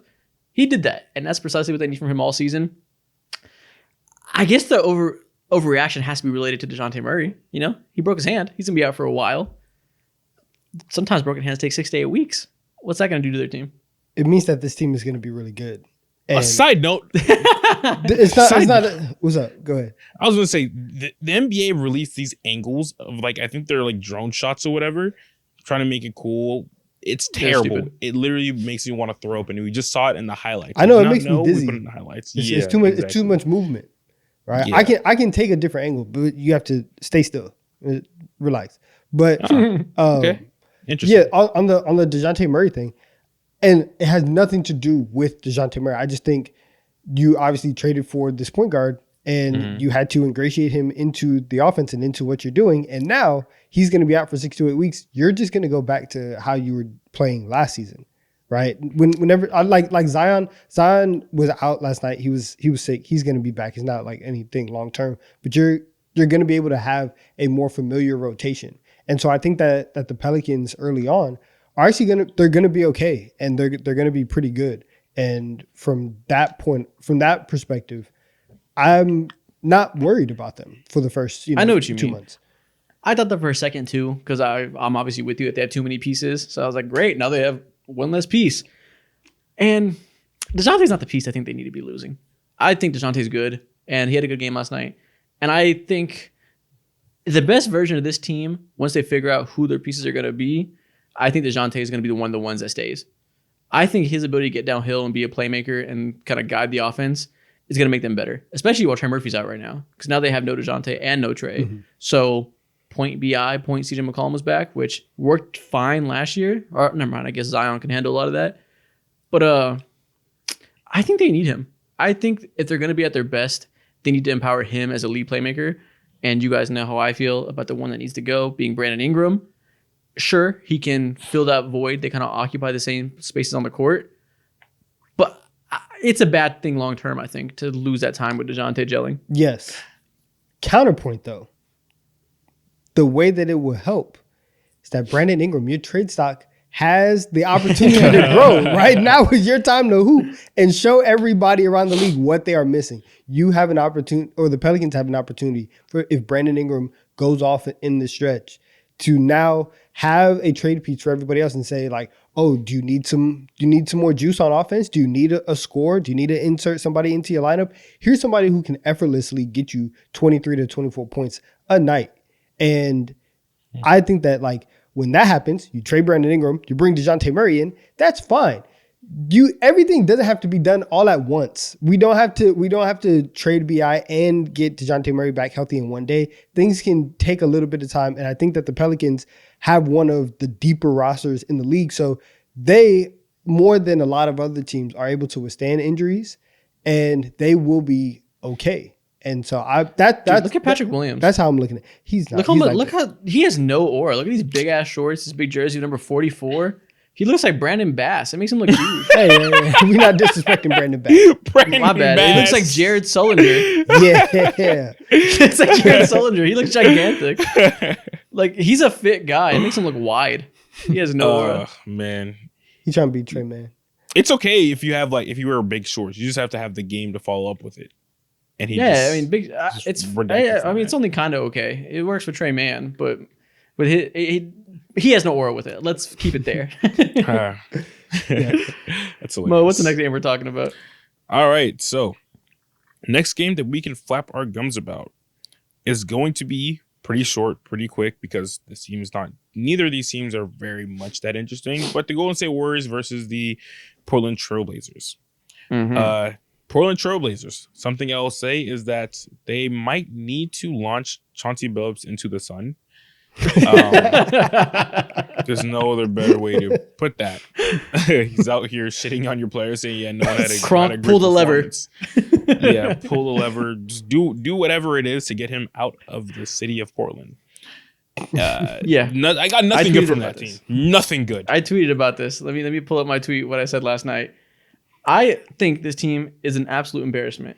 My overreaction is everything relating to the Portland Trailblazers makes them borderline unwatchable, and I will only be watching them because it is my job, not because I enjoy it in any sort of fashion. They are absolutely horrendous, and I'm ashamed for them to be in the NBA if this is going to be the product they roll out all season. Because first half, Donovan, you had a tweet where you said the Golden State Warriors look like a team that's on the Trailblazers level because the Warriors offense came out bad. Yeah. They started their 5 best players being Steph Curry, Andrew Wiggins, Jonathan Kuminga, Draymond Green, and TJD. They're 5 best guys, I think. Maybe Pod's in there. I don't know. The problem is, of their 5 best players, only one of them can fucking shoot. And it was gross to start. They had to figure out the spacing. They didn't do well to start the game. Then after that lineup came out, they came out with a lineup that has instead of their 5 biggest guys, 4 of their 5 smallest guys. Hmm. They rolled out a lineup of Steph, Pods, Hield, Gary Payton, Kevon Looney. Equally fucking gross. And the team looked bad. And I was like, oh my God, what's up with the Warriors? This is so gross. But then the second half of the game came along. Third the quarter Trailblazers thing. No, third quarter Blazers. That was one of the worst quarters of basketball I've ever seen. Every play, all they did was a high pick and roll with a mediocre guard and a mediocre big. Very easy to defend. On defense, every play, all they did was double team Steph Curry and had the laziest rotations in the world behind him. The Warriors picked them apart with that big starting lineup because all Curry did was walk up, get double teamed, throw it to Draymond. Draymond threw it to whoever DeAndre Ayton was guarding because nobody was rotating as a big behind him. They picked him apart with inside-out passing. It was so easy. They made the Warriors look like 2015 Warriors. And I was just watching like, good on the Warriors for getting in a good groove in the second half and beating the fuck out of a team they should beat the fuck out of. But I didn't learn anything with the Warriors. Like I don't know if that's going to work against a team that can do anything other than a high pick and roll. I don't know if that'll work against a team that's going to do something smart instead of just doubling Steph on every single play like a high school team. We'll find out. But all I do know is the Trailblazers, if you're not somebody who has to watch every game for a living, do not fucking watch them because you're not going to have a good time. I fully agree. And on the Warriors side, shout out to Buddy Hield for turning into Klay Thompson. Like they didn't miss Klay Thompson because Buddy Hield just filled that role perfectly and he was an absolute flamethrower. But yes, they won by a gazillion points last night. For all the reasons that we saw in the first half, I am still extremely worried about the Warriors this season. Yeah. Because they gotta make a trade, man. When you play a competent team, like Isaac said, those problems are going to show up so quickly. And you're not gonna get a Buddy Hield flamethrower every single night, right? I don't know. I don't know where the Warriors fit into the Western Conference. Dude, to be honest with you, as each and every day goes on, like I have to sit down and be real as an NBA fan and be like, yeah, there's like absolutely zero pathway for them to go ahead and win an NBA championship. So I can understand like why even when they trade, if they would have traded for Larry Markkinen, they're still probably not going to win, but you at least have to have a good product out there to go out swinging with Steph Curry. And although they blew out the Blazers, this is still not like a fantastic product. Like if they blow out the Blazers with like some like Jonathan Kuminga clearly showing another step or leap taken. Now, overreaction, so I'm overreacting right now. This was not like a very encouraging ball. This is like, like simple math basketball blowout. If I saw Pods like go in and give us like 25 or something like that and do a whole lot of insane on ball creating that's not necessarily part of his game, I'd be like, oh my God, yeah, like here, this is the product that I've been waiting for. But if they're going to go out like this, I wish Marvin either would have unloaded the clip every day. They had to make a trade of some sort. I don't know who it's going to be. Steve Kerr is selling the fans, and the fans are buying it on their depth being the best they've ever had for this team. Their depth is so amazing. They can play 12 guys in a game, and they can come out here and beat the shit out of teams. You have to play 12 guys. Like, not even that. Well, one, when you're beating the hell out of a bad team, that's when every coach is going to play all their guys. That's just coaching 101. But they have all these guys. Their depth is good. They have a lot of good NBA players. But yet, every lineup they put out there looks fucking stupid because the players just don't fit together. They just have a strange conglomeration of talent that if you want to put the best guys out there and do the locker room politics needed with the guys who need to get paid soon and need to be prioritized, it's just, we've talked about in the past. There's no clear route to a starting five that makes a ton of sense, has a floor and a ceiling, prioritizes who needs to be prioritized. I see the vision in their offense. It's going to be good. It's going to be the same way it always is. But there's no way to predict them being higher than like the 8th seed if everything goes right, unless they make a move to have some pieces that make more sense. Free Steph. Yeah. And like, yeah, maybe they'll be the 8th seed. Maybe I'll be wrong to say they're going to be 11, like I said in the predictions. Oh my God, an 8th seed. Congratulations. Yeah, congrats. I think they can get into the play-in if other teams get hurt and collapse and they are who I thought they were, but teams above them disappoint. That's possible. But I refuse to believe this team has a top 6 ceiling with this current roster. Yeah. I 110% agree. This team is painful to watch. Painful. Oh, so shout out to Draymond Green for getting his first technical foul on the very first game. You are exactly who I thought you were, and you'll always be. Congratulations. I am still familiar with your game, Draymond Green. And I love you. I love that for him. Yeah, just be insane. I like it. What's the next game I have written down to talk about? I lost it. Oh, Toronto versus Cleveland. I'm not talking about this. I'm not talking about this. Oh, that's funny because I have plenty to say. And what I have to say is overreaction. I was right as hell to tell you that Evan Mobley is going to have an all-star leap this season. Dude, Evan Mobley put on a masterclass. He made Scotty Barnes look like a child. Scotty Barnes looked like a second-round pick who's entering the league trying to score against Evan Mobley. His defense was ridiculous. That is apparent that he's ready to make that leap. Mo, you talked earlier about Dyson Daniels and Jalen Johnson duking it out for most improved player. They're duking it out for the silver medal to Evan Mobley's gold because Evan Mobley looks like he's going to walk away with the most improved player after this game. He might be DPOY. I went out on a limb and I said, I don't think Vic is actually going to walk away with it like everybody thinks. I said, maybe it's going to be Chet. Man, maybe it's going to be Evan Mobley because he looks outrageous. And offensively, kind of a double-edged sword. First quarter, I was like, okay, it's still kind of yuck whenever Jared Allen's out there with him. There's too much Evan Mobley sitting around trying to get offensive rebounds and find his path, try to figure out how to get his game off when everybody else on the court with him in terms of starters. But as soon as Jared Allen sat and we got center Evan Mobley, he was feasting. He scored 10 points in 4 minutes in the second quarter, literally as soon as Jared Allen went to the bench. You know what it looked like? It looked exactly how it looked in the playoffs last year against the Celtics when he got empowered to be the center and he was getting his game off with ease. I don't know if they should trade Jared Allen or not because Jared Allen is very good.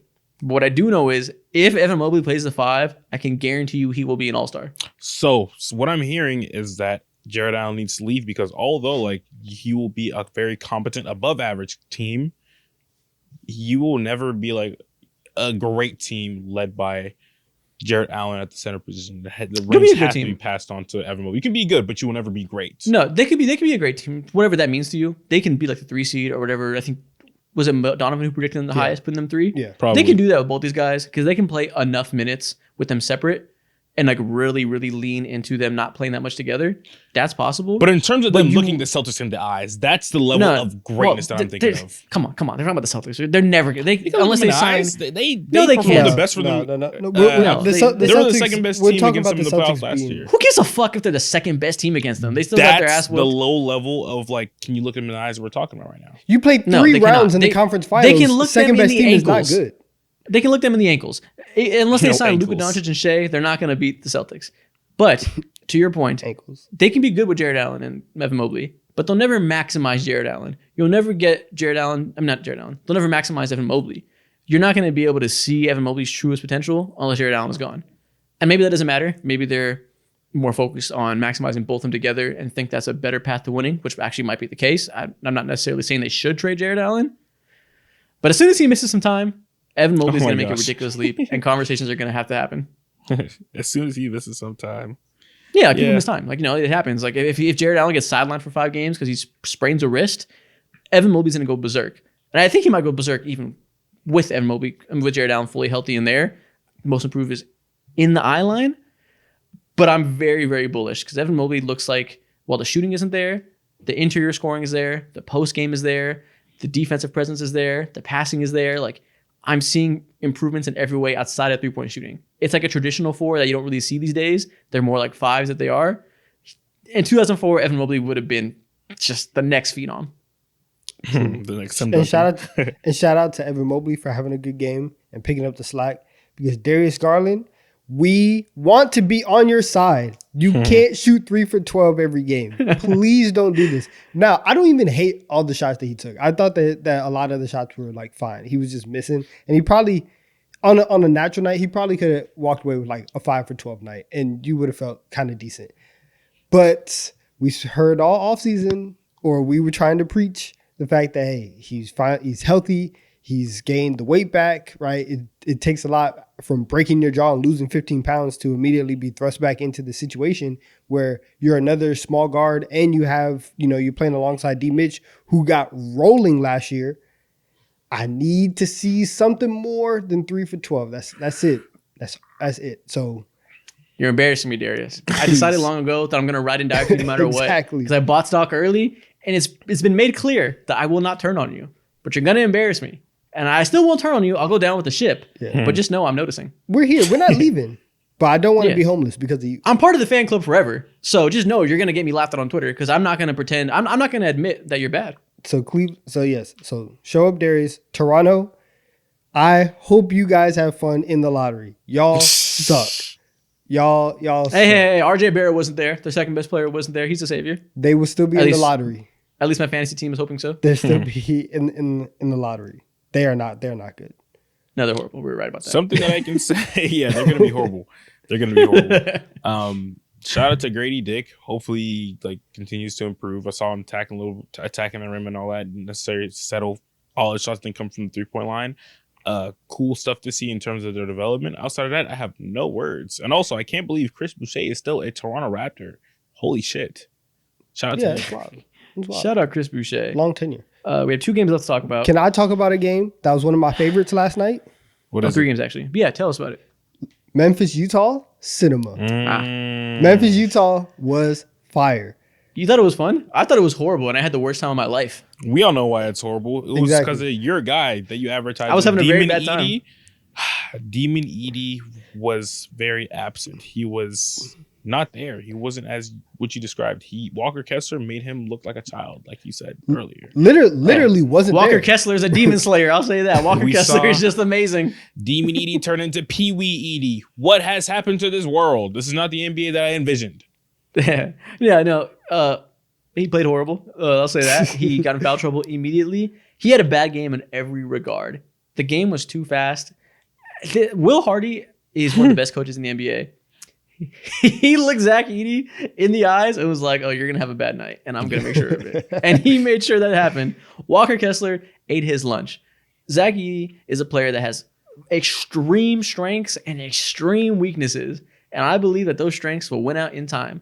But as a rookie, it's gonna take some time to not have more down nights than good nights, because some nights you're gonna see those weaknesses exposed by a smart coach, and that's what happened. He is too ground bound, not vertical enough to contend with Walker Kessler under the rim. Walker Kessler is really quick, has really good foot speed, and show what a real NBA center looks like. And Zach Edey has to learn to use his size to make up for that, because that is a lot to deal with. John Collins, really mobile, really fast.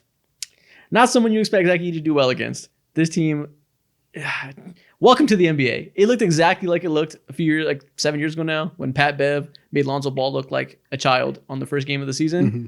That's what these guys did to Zach Edey. Facts. All right, cool. Listen, we got the bad stuff. The Grizzlies are going to be the 2 seed in the West, man. These guys. First of all, Ja Morant is back. Ja Morant showed up 22 and 10. He looked as explosive as ever. He was as dynamic as ever. That was awesome. Desmond Bane was hooping, taking step back threes. And yes, the Grizzlies only won by 2 points. The game was it wasn't as close as the score would have suggested. I felt like they pretty much had control over the game for a long stretch of it. Utah did make a run and got back into it because Lowry was hooping, but I never felt like Utah was actually going to win the game. I always felt like Memphis was good. There's that aspect of it. Jaren Jackson Jr. is on his way back. The Grizzlies played 11 guys at least 15 minutes last night. It's something different when you put in 12 guys and everybody plays 5 minutes because you're beating everybody else up. When the game is like within 8 points and it's still a respectable margin and you have that amount of depth, that's awesome. And if you can keep Zach Edey in the game for however long you actually need him and he's not going to foul out, I think that their depth and I think that their defense, I think that Ja Morant being the player that he is going to lead them to win a lot of games in the regular season. I am so high. I wanted to put the Grizzlies at 2 in our predictions, but I was trying to be calm, and I was like, they're coming off a lot of injuries. They already have injuries. Let me give them a little bit of time, not put too much pressure on them. I fully believe in them, and they're going to be so good. I'm all in on Memphis. I believe him too. I'm just real scared of the injury issues. I'm real scared of their depth if they lose key pieces. I feel that. But then look, they lost. We saw Jaren Jackson Jr. was in the game and Edey was, finicky or whatever. Then boom, Satya Aldama stepped up, giving the boys, I believe 26, 27 off rip off the cuff. That is the depth that I saw Satya Aldama. I didn't want to overtax someone like that, But goddamn, if he can come in and be like super serviceable and reliable, similar to ways like that we saw Brandon Clark a couple of years ago, fill in that role. All right, I may be back on the Memphis Grizzlies being the 2 seed, or at least 3 seed. Look at this. 2 seed is. You got your man Huff out here. It's easy to say Stretch they five. can be the 2 seed. I'm because they overreacting, haven't brother. before. What do you want me to do? What do you want me to do? You're right, It's you're a right. title. Come 2 on seed now. is tough, man. I really want it to be the case. You guys know I fucking love the Grizzlies. I want it to be the case so bad. But man, the conference is so stacked that I hate that I'm with you and they can be as good as we hope they are. Yeah. And they're still like the 5th seed because the conference is ridiculous. I understand that, but I think that they are. I think they're You know what good. I'd say? I think they're good. I wouldn't focus on the seeding because there's so many good teams. I think they can push 50. They can win 50 wins. That's very like, Oh, that's I kind would of bet they hit 50 wins. that's kind of stamped for me. Be a man. That's cowardly. Be a man. You're Put pushing seeding 53 into with it. you're pushing 53, 54 with this team. Okay. I mean, sure, I guess. I'd say like, I don't know, 51, 52, which is still really good. I don't know. Sounds Ja like a always misses 3-4 12 games season. at least. He's never played a full season, and I'm scared of this team when they lose Ja. I don't think Marcus Smart looked good. I'll say that. That's Oh yeah, Memphis fans are so like they kind of hate this guy. They kind of hate this guy. They were sold a vision of Marcus Smart that has not yet come to fruition. Yeah, they're treating him as if he's like Grant Williams back when he was in Dallas, like same type of timing. Yeah, I don't know if he's long for this team. I think that you could definitely see that becoming a trade deal. Yeah. on the Jazz side though, they are also good, and they're doing the thing again where they're gonna steal a whole bunch of games, and they're gonna be better than you think that they should be on paper, because Exactly. at any point they can go on these like 7-0, 8-0 runs. The 3-point shooting is really good. Like I like them. Ultimately, they're probably still going to end up as like the 13th seed because they're going to tank it in the second half of the season. But up until Christmas, they will be good, and it's not going to be an easy game going and playing against Utah. Why do Yeah. they play Yeah. such good basketball? Yeah, again, we talked about it in the predictions episode, but everybody's so comfortable putting them at 14 because the teams above them are like flashy and fun, and you want to believe they'll make these leaps as young teams. They're like, yeah, throw Utah 14. We don't give a fuck about Utah. People are not familiar with Will Hardy's game. They're going to be competitive in every single game against almost every single team. The Grizzlies are elite. They had to fight to win. And I know they don't have Jaren, so you could say they're going to be even better. And Zach Edey is obviously going to be better at some point.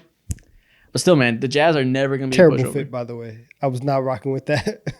I was not rocking with that Jaren Jackson Jr. fit, but it's okay. He'll be fine. Let's keep in the West and talk about another potentially elite team that didn't look super elite last night. The Phoenix Suns versus the Los Angeles Clippers. Did you guys get to watch this game? I did. Whew, yeah, I had it on in the background today or last night. It was quite the roller coaster because in the first half, I was like, the vision is here. Budenholzer's great. The Suns are looking awesome. We're getting out to a big early lead. I was right picking them to be the 5th seed. Then the third quarter came around. And I look up and I see halftime and I see, wow, Devin Booker hasn't done a fucking thing. Kevin Durant hasn't done a fucking thing. Extremely passive. Hopefully this comes up in the second half. And the third quarter starts and the Clippers punch them in the fucking mouth. They were so physical. Their defenders just got under them, made life hell, as a Ty Lue team is bound to do. And of course, Ty Lue being the best in-game adjustment coach in the NBA, came on the second half and made them pay for not getting Devin Booker and KD alive. They made a big run. And, you know, I talked a lot about positive things that I have a vision for the Suns being great during the predictions episode. The thing I didn't focus on enough as a potential downside is this team is soft as baby shit. They are really small, really non-physical. There is a world where teams give them trouble because Devin Booker's their starting small forward and their starting other two guards are small and non-impact defensively. There's way too much pressure put on Kevin Durant to be a perimeter defender, to be the only rebounder on the team because Yusuf Nurkic is useless. There's going to be games like this where they just get pounded and they're way too small and way too soft. And unless Ryan Dunn makes a big leap and can be a starter at some point, which I guess is possible, games like this are going to happen. And luckily they pulled out the win in the end because they got serious and James Harden kind of ran out of juice in overtime. Ooh, he had a good game. But we saw the up and down, the good and the bad of the Suns in this Second game. half. Yeah, the Suns can't afford against better teams to have second halves like that where the bad really shows. Yeah, I mean it's a whole new system, and I think when you have so much ball movement, it's easy for certain players who are expected to get their shit off just get lost in transition or in translation, and they're just they got to adjust. kind of like are too in the flow. So I think that's what I read from the Phoenix Suns. They did pull it with the win, big ups to them, but it wasn't like a very encouraging win. More so in my mind, it was an encouraging loss for the Los Angeles Clippers, because one of the narratives that I put my foot down on is that James Harden is gonna have a killer season. Now you look at the numbers, you see what 29, 12, and 8. Damn, those are prime James Harden numbers. They're like prime James Harden numbers, but this was not like a prime James Harden. This is a peak top tier old man James Harden. Was getting his blow-bys, wasn't necessarily getting to the rim finishing, but getting those easy 4 or 5 feet away from the basket fadeaways, getting those floaters in and all that. And he is like a real gamer. His mind is fully functional. He's one of the smartest offensive lead guards in the entire NBA. When in terms of fully functional, he's just genius, bro. But he's great. In terms of like what his body will allow him to do, that's what will be holding him back. He's like 34, 35 years old. But as long as you can maintain this level of just like, James Harden, I have 1,000 bricks on my shoulders, carry this over there. He's shown that ability to still do that bare minimum. You said this is a good loss for the Clippers. There will be many a good loss for the Clippers this season. This is a team, like you said, led by a really good innings cruncher in James Harden, someone who can just like fill the stat sheet up and get your team moving in a good way at this point of his career. But in the fourth quarter, you see times like that where he's forced to create advantages against teams locked in on him. They pull their shorts up. They said, you're not going to beat us in this game-tying play. It's going to be a bit difficult for him. That was a very taxing game. Mm-hmm. If he has to do that for 82 games because Kawhi never comes back, which he'll probably come back at some point, but I don't know when. Will he? No. I don't know. That's a lot to ask of James Harden every night. I saw him burn out in the end, and I was like, oof, can he make it through 40 games of this healthy? Having this kind of usage? Like, I was kind of worried about that. And, with a great coach, a great regular season player like that, and good defenders, they will be competitive in the same way the Utah Jazz will.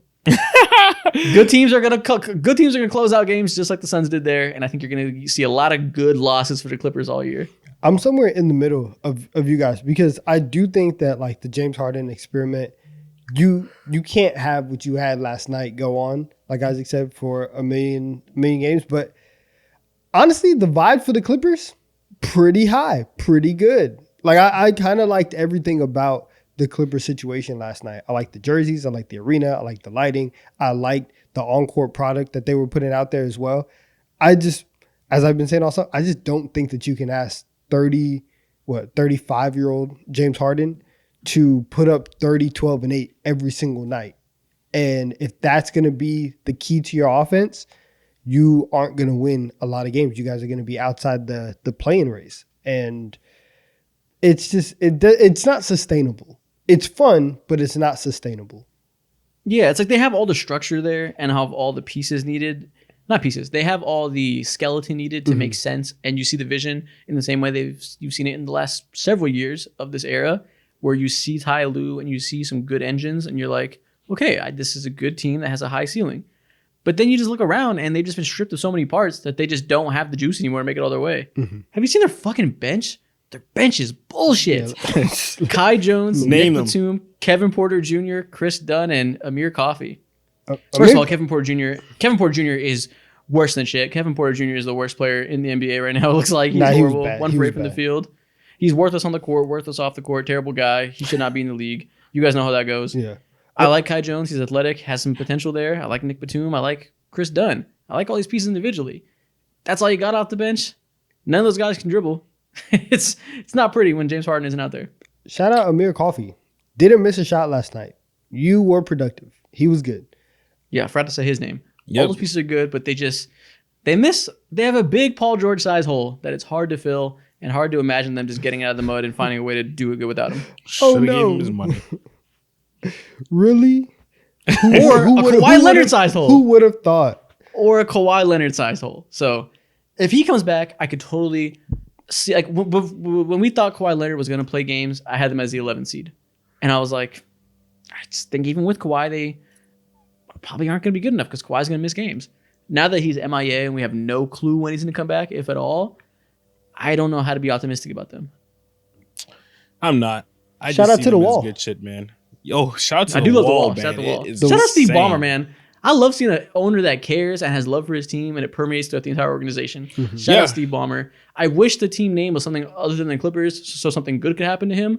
Sadly, he's cursed with decades and decades of generational trauma of being a Clippers team, but he's doing everything he can to overcome that. Yeah, man. We see NBA. I think this is going to be one of the more talked about things for NBA players in the division. They're going to be like, yeah, walked into the Clippers arena, stepped into that free throw line, nightmare. Statistically, I really can't wait to see, like, I don't know. James Wiseman tore his Achilles. Oh, no. Oh, that actually sucks for him. Damn. Dang. That sucks. Yeah, and it sucks for the Pacers too. He played pretty well those first few minutes yesterday. He was a good but body, Isaiah yeah. Jackson is also hurt, so their backup center position is looking dang, that is tough. really. They're frail. Jarris Walker, Yeah. I got good news for you, buddy. Oh, he played like shit yesterday. He looked bad. Your agenda for him being a Listen. top 14 power forward was losing yesterday. He looked awful. He looks like he's trying to force it and try to fucking earn a spot, and it's not looking good. Listen, those And he didn't even have major minutes. He was bad in a short amount of time. That's Yeah, that's why he didn't get major minutes. He I came know, out there and I shit know. himself and didn't get more. Listen. Okay. Listen. Last game to talk about. Bucks versus 76ers. yes. Did y'all this is the only game I didn't watch a second of because the Sixers are not whole, so I had to not watch a game and I picked this one to be the one I didn't see. Tell me what you guys learned. You learned some stuff about Dame, and the fact that like Dame still has some juice. Yeah. I think that's one of the most encouraging things is that he came out and he had like a flurry, and for the Bucks that's all you need, and especially going into like this regular season when you don't know what Chris Middleton is going to give you on a night-to-night basis, you really need that offensive punch in terms of creation from Dame. And so him being able to do that, yo, shout out to you because they really do need that. Gary Trent, Taurean Prince, all of them, solid. Like the Hold on. Gary Trent Jr., something I'll say about him, he played his ass off defensively. At no point in time throughout his NBA career was he known as a defender, and he took that to heart. I don't know what beef or whatever he had with Tyrese Maxey, but he made sure that he made his life hell that night whenever he was switched on to him or saw him coming up the court, bringing up the ball. Like if he's going to be that level of defender, my goodness, this team has a real ceiling and they might be alive, even with like the woes of the actual chemistry between Giannis and Dame on the court. Mhm. Gary Trent was that guy, and Taurean Yeah. Prince was doing Taurean Prince things. Exactly. So I guess like for them, the trio of the three like wild cards for them that are actually going to play every night, Dame, Gary Trent, and Taurean Prince, that was a very, very solid trio. And that is something that if you're a Bucks fan, you can be excited about because again, you don't know what Chris Middleton is going to get you. And so probably that starting five is probably going to be one of the more consistent five that you see for Milwaukee. And it looked good. Granted, they were playing against the Sixers who didn't have Joel or Paul George. That's fine. The whole thing about this team is that the chemistry between the two star players didn't work. You added new pieces. You want to see it have, you want to be able to see the vision. And you 100% could see that last night. So I think it was a good game for the Bucks. On the Sixers side, y'all better send Paul George to Germany. Send anybody, send Joel Embiid. Hope he passes whatever investigation because Investigation is crazy. Dude, that's so funny. So that wait, they phrase it that way. Revamp, like inform us all, because I'm kind of like behind on that thing. I saw the headline, I was like, what the hell? And That's I all was like, there this is. bullshit. I think What is it? I think what's happening is he came out and said, I'm not going to play back-to-backs. And that is against the player policy rules that NBA implemented a few years ago when they implemented the 65-game thing. Essentially, they said you can't rest just because you want to. You have to be nursing an injury. So they're investigating, I think, we don't have clear reporting. I think they're investigating whether or not they're resting him because they just want to hope he makes it to the playoffs, which isn't okay, or they're resting him because he's rehabbing from a specific injury that calls for a rehab plan that requires no back-to-backs. They're trying to see which one it is. Obviously, the Sixers are going to just say that it's injury-related, that he's nursing his calf, which shouldn't be tested 2 days in a row. So it's really nothing. I think it's optics for the NBA to make it clear that they're not okay with people coming out and being that honest as Joel Embiid was. He said the quiet part out loud when he shouldn't have. And yeah, it's weird. It's weird, just optics, nothingness, I think. Yeah, but they need guys. They need their guys there because Tyrese Maxey was in hell. And and Tyrese Maxey, he put up some points. It's the same thing that we saw last year where, yes, he was able to score a lot. The efficiency did not rise. Tyrese Maxey was shooting like somewhere in like the low 30s last night.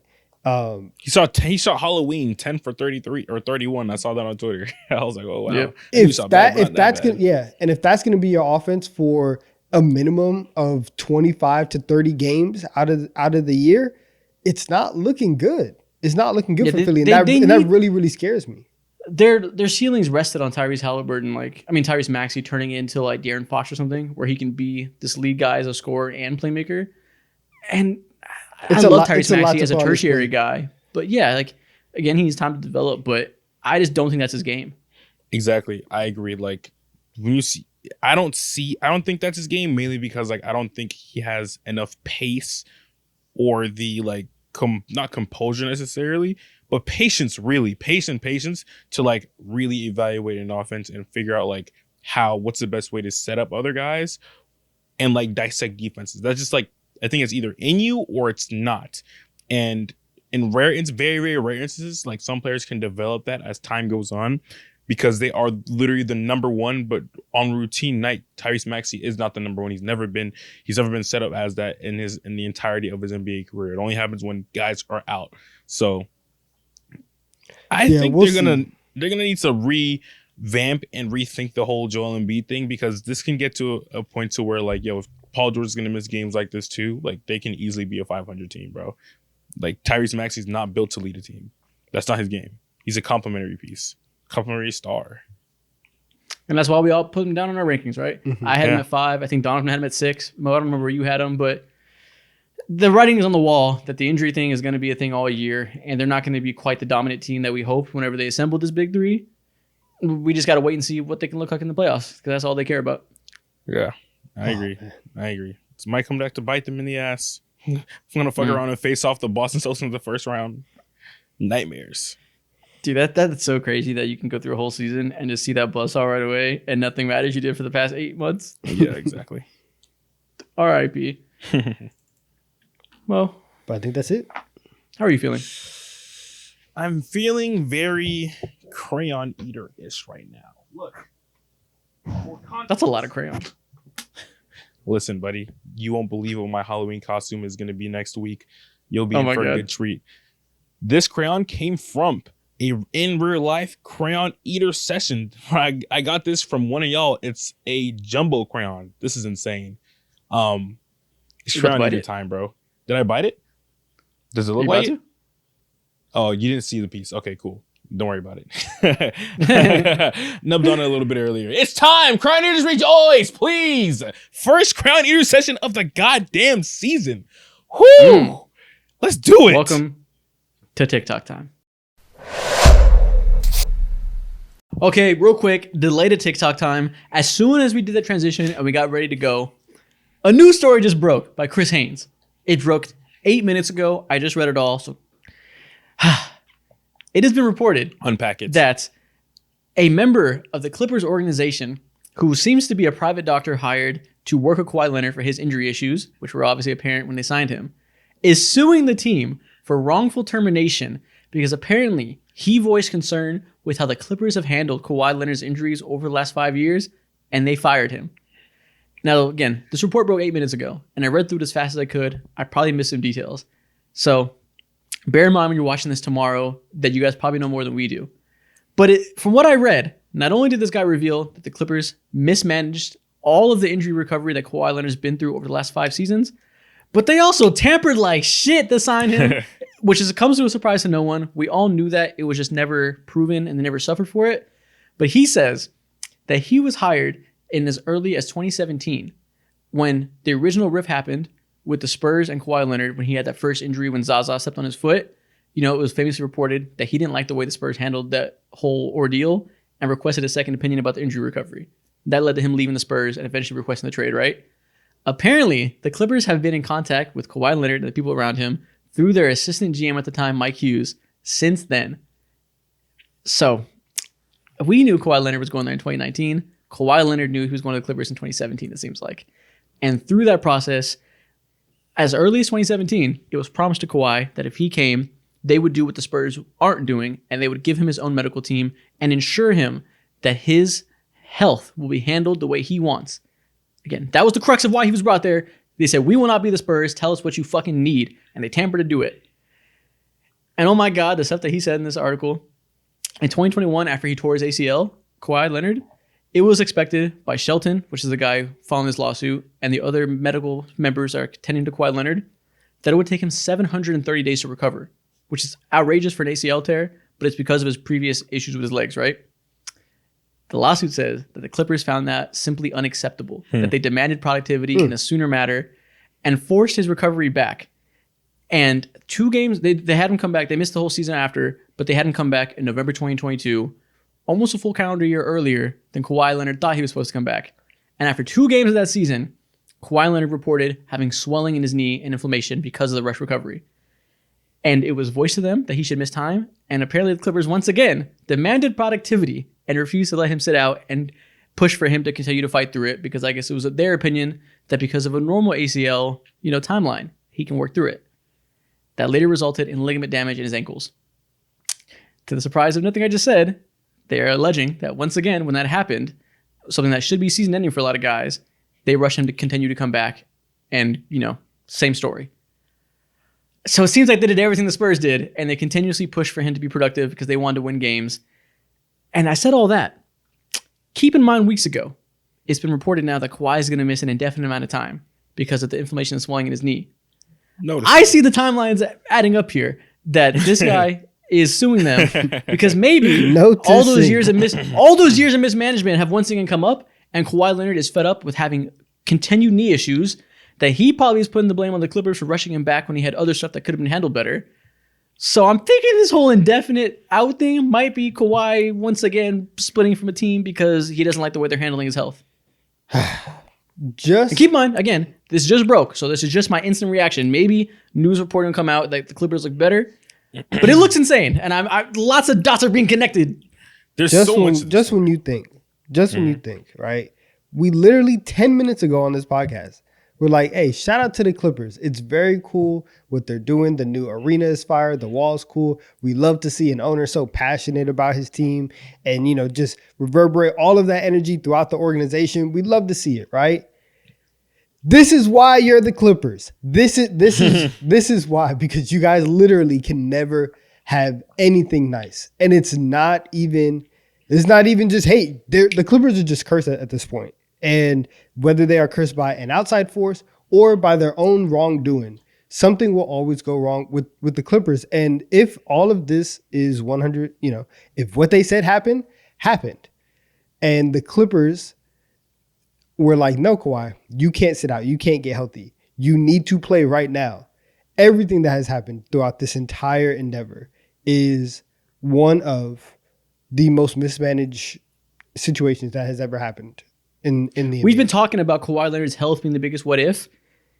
I feel so bad for him if the reason for that what if is because multiple teams are being greedy and trying to get him out there and mismanaging his health and leading him to have these hugely degenerative issues that are probably going to affect how he walks for the rest of his life. Yeah, I really want to sit down and dive deep into as more leaks and things come out about this, but I wonder what unsafe treatments and what routes they went to forcing him to go ahead and do certain things or inject certain things into his body. Maybe that's it's part of it, but I think it's stuff. recovery time. I don't think it's drugs like that. It might be. It seems to be recovery time. But it might be. But the lawsuit specified recovery time as the main thing. It's a long lawsuit, I'm sure. So I'm sure there's other things you're right that it might be. It might be these pain injections that we hear a lot about in football where they say, take that shot and get back out there. Yeah. Maybe that's part of it. But the wait times makes a lot of sense that Kawhi Leonard has seemingly always been cautious. There's a lot of reporting of no timelines, right? They don't want to put anything out there because they want to take their time and make sure he doesn't ruin his legs. It adds up to me that a team that wants to win so bad is no, get your ass out there, Yeah, what the hell are biologics? That sounds like... What's the language? Biologics. I know, but what does the sentence say? So it's hold on, I just lost it. Give me a second. Fuck. This is some Marvel, some Captain America stuff. Yeah. Give me a second. Okay, but yeah. And listen, before we took this break, we were just talking about how good the vibes are with the Clippers Yeah. and how much we love seeing this from Steve Ballmer and how we love seeing an owner that cares. If this is true, wow, what a terrible timing for me to say that. And maybe he cares a little too much that he's jeopardizing Kawhi Leonard's fucking livelihood. Shit get Wanna get bad rid of real what quick. Yeah, Basically. like, the timing is insane. Like the ramifications of this could be massive. If this is true, one, the Clippers are going to be bent over by Adam Silver for tampering, because that is, if that is true and they have the evidence of these calls that happen with their assistant GM and like all these meetups, that is going to be, they're cooked. Hammer's going to be brought down. The last time we saw an NBA team get like punished for tampering, I remember because it affected my team, the Atlanta Hawks. The Milwaukee Bucks were trying to like get involved with Bogdan Bogdanovic and actually like gave him a contract, but the NBA stepped in, relinquished all that shit, took picks from the Milwaukee Bucks, and also I believe they took picks from the Chicago Bulls. It was like second round picks, so it wasn't like a big hoopla. But if they're really tampering with like someone of Kawhi Leonard's magnitude, well, I don't know what they could actually do because they don't have any picks to fucking get taken away from them unless it's like in the years like 2034 or something like that. You can just continue to take picks away, but that's sad, bro. But also like you've seen stuff. So like when the Clippers had their whole thing with Donald Sterling in 2014, and then even whenever the Suns had their stuff with Robert Sarver, the Mavs had their stuff with Mark Cuban, like. You've seen organizations in the NBA, as soon as one of these dominoes falls, everybody else has these internal investigations of like, are we doing stuff right? And if we are not, then let's either hide it the best that we can or get the people up out of there. And so you're going to see every other team around the league go within and make sure like, hey, are these guys doing well? And now that the NBA has the 65 game rule, that's going to be one of the most like intriguing things, because if you outwardly have a team that has been forcing a player to play in 65 games just for their own personal greed, and now you have a rule that states if you want to qualify for these awards, you have to play X amount of games. Imagine how tricky that can get. Where now you have the team's motives, players' motives, and all of it is towards playing games that people should not be playing in. The Clippers have a statement in response. They said, Mr. Shelton's claims were investigated and found to be without merit. We honored Mr. Shelton's employment contract and paid him in full. This lawsuit is a belated attempt to shake down the Clippers based on accusations that Mr. Shelton should know are false. Damn, so they saying that boy's trying to get a cash grab real quick. They said, you're a liar. Yeah. I won't put it past him. Maybe that proves to be the case. Again, we're reacting right away, so keep in mind nothing is set in stone. We don't know what's true and what's not. The biggest thing we need to find out in the coming days is this linked to Kawhi Leonard and his thoughts? Because, like I said, I see the dots being connected between this coming out and Kawhi sitting out for an inconclusive amount of time. But maybe he doesn't feel this way. Maybe Kawhi isn't. Because I think if Kawhi agrees with this, how does he stay with this team? We see no indication of him wanting to leave. So that maybe that's why we shouldn't necessarily believe it. Because I think he'd probably fucking request a trade if it was true, and he just re-signed a contract with them. And this will happen in 2022. So if this was true, maybe he wouldn't want to resign. Well, there's that aspect of it, but then there's also like, hey, if they're gonna offer me $150 million, let me just go do that. And then if every year I just have to show up to media day, right? And then like go on about my rehab and I can get $55 million. Yeah, I'll do that. Right. I'll sign the contract and I'll do that. So again, we just have to see. All of this is so fresh. It's so new. We have to see what's actually like legit, and how the story ends up. But if it's true, come on, Clippers. This will have reverberate. If this is true, it'll be one of the biggest stories of the year. This would be insane because the ramifications can be massive in terms of punishment from the league, in terms of perception about the team and the organization and the owner, in terms of what happens with Kawhi's future. Because one, he'd probably be out of there. He probably wouldn't play this season. So the whole idea of them being like a 14 seed because we think he's never coming back might come to fruition. So who knows what happens with the on-court product and how the pick relates to OKC. Who knows what happens the rest of Kawhi's career, where he goes, if he can play, if his knees are fucked forever. Like, so much fallout if this is true. I guess we just got to wait and see. Yeah, Wow. that's the only thing that we could do. Regardless of what happens, we all know it's just bad. That's it. Real fucking bad. There's no light in the situation. Unless it's a cash grab and unless the guy's yapping. But Yeah. it seems believable to me, so I don't know. You're cooked. How well do you want to be cooked? It got real serious. My first before instinct will TikTok not time. be to side with the billionaire. Yeah. Oh no, you seen him on the sidelines. It would not shock me to learn that Steve Ballmer is insane and would Too do much anything. love for the game. Yeah, It's hilarious. We'll see, man. We'll talk about this at length on the coming stream because I'm sure more details will be available to us by Monday or by Tuesday. Actually, no, there might not be a stream this Tuesday because I'm moving, so maybe not on the stream. So next week's episode, we'll be talking about this a lot more, I think. yeah. Can we resume to Crown Eater time? We Let's can. go. Bite that crayon. Okay. We're back. Whew. Okay. Now Time let's to go get have the some fun despair and of get the lighthearted. goddamn That was room. real serious. Crown Eaters rejoice. Reading Fuck. lawsuits. Yeah. Woo, I know, we're doing litigation. It's the people versus OJ.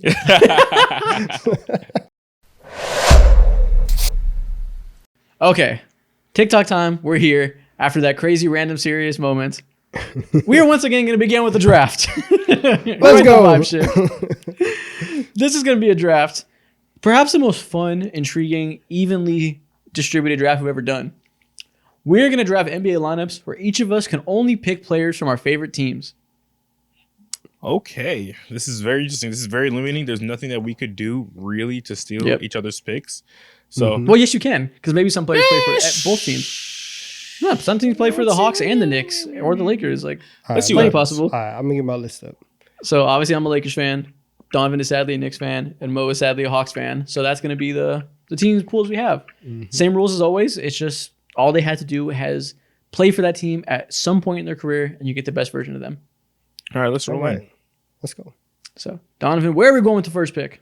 My first pick for the New York Knicks at power forward. Give me Carmelo Anthony. Had to go with the favorite pick first. Okay. If you weren't going first, I would have stolen him from you because he was an Atlanta Hawk for precisely like 15 to 12 Never minutes. played a game. Never played a game. He was an Atlanta Hawk, though. He never didn't played play a game. Nah, never played a game. Doesn't count. But he was a Hawk. The jersey exists. It exists. So, at my 3, go ahead and give me Dominique Wilkins. Greatest Hawk of Hawks all time. legend. Okay. That's fair. Cute. I'm at 3. Give me LeBron James. Yawn. What's And next? this is why I didn't want to do this draft in the first place. Because there's clearly an advantage here. And then in my point guard, Is there give me Lonzo really? Ball. Yeah, I don't really think so. Oh, you said Lonzo? All right, cool. Give me Keep peak LeBron. Lonzo Ball. Let's go. Peak Take Lonzo. Lonzo Ball is hilarious. Keep LaFour and 6. Keep Lonzo Ball over there in this podcast. I don't really have no. Yeah. I'm not scared over here. All right. Wilkins has nothing for peak Lonzo. Let's go. Wait, quick clarification. Are we picking our favorite players from our favorite team? Sure. It's whatever you want. You're drafting the It's up best to teams you. you can. Do you want to win the draft or not? Winning the draft all right, we'll see. is dependent on what you think winning is. So don't You're deny drafting. it. You're It's essentially whatever you're you drafting their true. all-time That's team. true. That's true. Yeah. All right, cool. You're drafting the best thank you, players on Mo. the team. Thank you, Mo. I appreciate Okay. that. Anyways, at my 2 guard, give me T-Mac, prime T-Mac alongside prime Dominique Wilkins. Highlights for days. You suck. Is that what you wanted? Yeah, that was my next pick. Highlights for days. That was We my have next the pick. first stolen pick of the draft. Okay. It is okay. All right. At my point guard, give me Jalen Brunson. Oh, for Walt Frazier? Listen, I'm just picking my favorite players right now. At point guard, give me Jalen Brunson. And at my center, I would like Patrick Ewing. Okay, fair enough. Okay. Melo and Ewing, probably the best. Potentially the most talented players the team's ever had. Come on now. Let's talk about it. Okay, cool. Done. Mo. Give me NBA champion. Actually, let me backtrack. Oh, yeah, I can backtrack. Okay, cool. I had to double check to see if he played on this team because he was a journeyman for 2 seconds. Give me Trae Young naturally alongside T-Mac and Wilkins. Highlights 4 days. Talk about the I'm surprised you didn't pick Trae Young as your first pick with how much you love him. I figured he'd be the first thing that pops into your brain. I mean, naturally he was, but I had to be like, okay, wait, what player might get snatched up? And it was T-Mac. I just think that, obviously, I got to pick the best players available. Give me Kyle Kuzma at the power forward and give me Kentavious Caldwell-Pope at the shooting guard. Okay. Kyle Kuzma I'm assembling a dream team here. This team could never lose a game. and KCP. Well, yo, if this team was actually, if Lonzo was actually with KCP, wait, he was with KCP, but never with like, wait, no, this was, what This team lineup will are you never lose a building right game. now? If you put this team together, they would never What lose a are you game. Mo, doing? who are you picking I next? saw this lineup back in 2018, brother. You're not slick. Mojo, who's your next pick? Because Mojo, he's serious. For my next pick, go ahead and give me, I can go 1 or 2 ways here, but give me the late and great Dikembe Mutombo, man. My team has an identity. I got a big man down there swatting everything and known to man. Yeah, he is.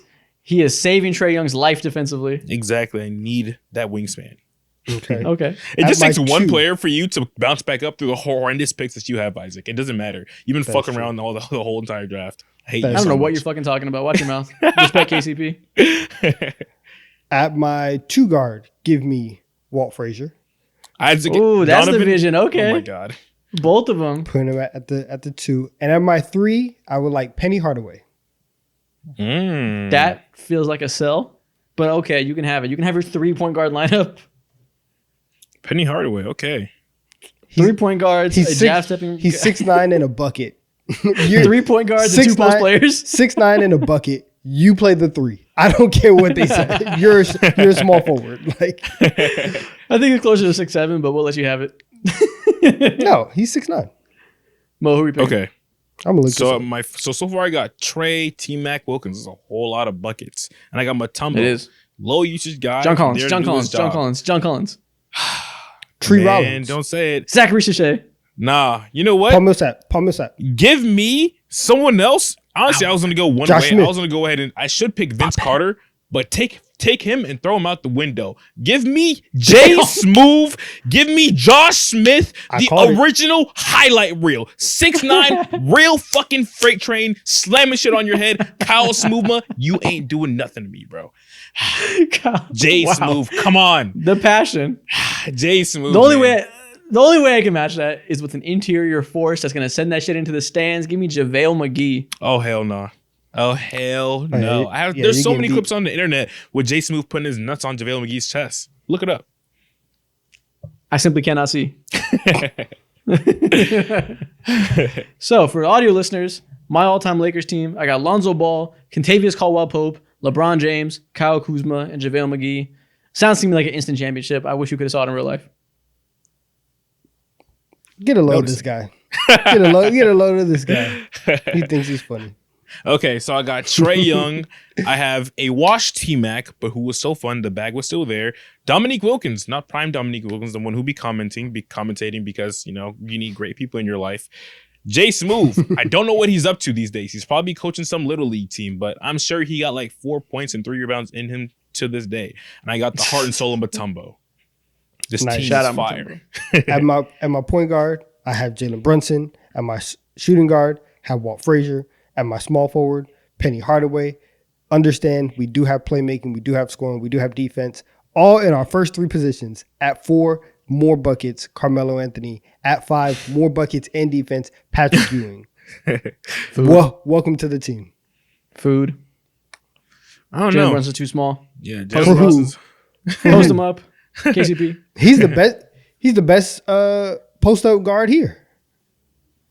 Over Walt Frazier? Over T-Mac? Over LeBron James? Come on now. The man is not a guard. He's 1 through Tell him 5. that. He's everything. Okay. Let's bring him on. It's a good draft. Competitive draft. Next thing we're going to do, I'm going to show you guys some NBA teams. You know, like we always do, you guys have to guess which NBA team I'm showing you. Mm-hmm. And this time, you guys have to guess it based on emojis. Emojis. One emoji per player. Kind of like the one we did one time with memes, but this time with emojis. You got to tell me who you're looking at. Okay. Emojis are See- the memes ones is hilarious. This is gonna be Yeah, better. see what See how much ball you guys know. First That's right. team. Who is this team? What the Okay. old man? I think I know what this is immediately because there's Immediately? bread on that. There's bread on that. I see the boy giving away his bread in the lockdown. I see coolness. That's the most aura emoji out there, bro. It looks like the sun. And you see an old man. No, I wouldn't lean towards the sun. I would say this is probably the Minnesota Timberwolves. No. Again, that specific emoji looks like the sun. But yes, I agree with you. This should be the Minnesota Timberwolves. You see that baguette from a mile away? This is the Minnesota Timberwolves. French are easy to spot. There's nothing to describe Julius They stand Randle. out in the crowd. Yeah, there's nothing to describe Julius Randle other than just basketball. Facts. That noise is just so Julius. Okay, that's an easy one right away. Which team is this? Ooh, who's biting their lips? Who got a bag? Okay, biting their lips could just mean that this player's light skin. What else could it mean? Yeah. Okay. So we have a light skin. We have a light skin on the wing. We have somebody with a bag. Mm-hmm. And then Somebody- someone who's just a somebody pocket full of just happy? sunshine. Facts. Yeah. This is a smiler. Someone Just a who could just pleasant never have a person. bad day. Someone who's like Just good vibes. the What is that? spotlight of the room. Those dancers? Yeah. That could mean a lot of things. This I'm gonna just focus on the other four. I don't know what that emoji is supposed to mean. Okay. But there's a light skin and somebody who's always hurt. I'm throwing a And- shot in the dark. Somebody who's really happy. Always hurt at the center position. Could this be Joel Embiid in the Philadelphia 76ers? You know that pocket full of sunshine is Tyrese I motherfucking know that Maxey. too. This is the Philadelphia 76ers. What's that emoji? Is that twins Oh, or dancers? Those are twins. That's Oh, Caleb Martin. Caleb Okay. Martin. And then that's Kelly Oubre biting hey, his yo. lips. Okay. Yeah. Wait, so who's the bag? I said James Harden plays the four now? That's crazy. The pocket full of sunshine is hilarious. That emoji is so Tyrese Maxey. Smiling for no reason, bro. He's just always happy. I've never seen him frown. It's the Yeah. most positive guy in the world. And bro, stay frolicking. La-di-da-di-da-di-da. He's solo picking flowers at all times. Can never have a I love bad him. day. All right, next team. Who is this? What is that? Wait, what food is that? Wings? Those are wings. Oh shit. Okay. Wings, Two wings, wings. Ooh. Somebody who's quiet? Ooh. Someone who's real quiet. Someone who's quiet. Those He's wings like, look good too. Donovan, what type of wings those look like? Buffalo? That looks like yeah, I think that's buffalo. one of the best flavors. Okay, cool. Well, So teriyaki very, vibe? very That's teriyaki? buffalo. Okay, I don't fucking consistent. It seems stable. Seems stable. This I is thought very you- I telling, thought you and the typed in. flag is hilarious too. This might be the Atlanta Hawks because they got wings on wings on wings, and they got someone who's been very subtle and quiet, and then also there's a Swiss guy on the team. This is the Atlanta Hawks. Mo, you're 3 for 3. Thank God you got this one. It's when he shushed New York. The shush. Boom. Mo brings the boom. You doing TikTok? They give me head top. Yeah, man. You got Trey Young, a bunch of wings, and a random Swiss guy down low. This is the Atlanta Hawks. Shut. It'd be so aggressive. Random dance break. Dude, I can't stop watching that SNL parody of the Costco guys. I know. It's Have you guys seen that? Yeah. No, I haven't yet. The girl dressed up as Big Justice. He kills me. God. All right, next team. Who is this team? What the? Hey yo. Hey Someone who's water. What's so, hey, yo? They're, What are we doing at the center position? they're drippy. Maybe they're drippy. Maybe they're drippy. Boy, some Okay. freaks, man. For sure. Freaky deaky. I love the okay. Just no thoughts on this player. Okay. He's fine. Thumbs up. Just a guy. He's just a dude. I really wonder who that is. I know what to do. He's That is just regular. hilarious. He's just a regular, like 75, 76 overall in 2K, All right, probably. let's see. Just a dude. He's exactly a 76. He's just a dude. Okay, I don't know who is just okay, and I don't know why you have the pickup truck emoji, but I know the other three, And so I'm assuming that it's Damian Lillard as the watch, Chris Middleton as the hospital, and Brook Lopez as Splash Mountain. Correct. And Giannis's big ass is a fucking pickup truck. Yeah. This is the Milwaukee Bucks. Yeah, I like that. He's a free. Shout out to Gary Trent Jr., man. Being okay is okay. We need a lot of okay guys in the league. Every team needs it. You That's what are Sweet enough. championships. Oh, God. You are seen. You are enough. You are heard. You're valuable. Oh my God, I can't breathe. You are a strong and capable man. Okay, I can't breathe. You are enough. Okay. Dude. Bring it in. Okay. Who is this team? All right. It's a lot of money over here. What's that flag? Money. Do you know your flags, Mo? I know. Is that If you know Bosnia or that something like flag, you're in your bag. Oh shit! Is that Bosnia or something like that? I don't know. Bosnia. I don't know. All right, let's see. I think All I right, know I'm not what even that gonna flag worry about the flag. We have a point guard who's buttoned up. Don't Google the flag, Mo. Put your fucking No, phone I'm down. not googling the flag. I'm not googling the flag. Let's see. We have a point guard who's like buttoned up. This seems very like adulty, you know. So that's like the grown Professional. up. Yeah, that's like the grown up in the room. Two guard. All they care about is money, obviously. Trying to Who see the what fuck is fourth- that suit and tie dude? That's so throwing me off. I don't know What who does the this fuck that emoji is. mean though? Like, what does the stack of money flying away mean? I don't understand that. Maybe give he's up? just like this guy's just paid. Who is the light bulb?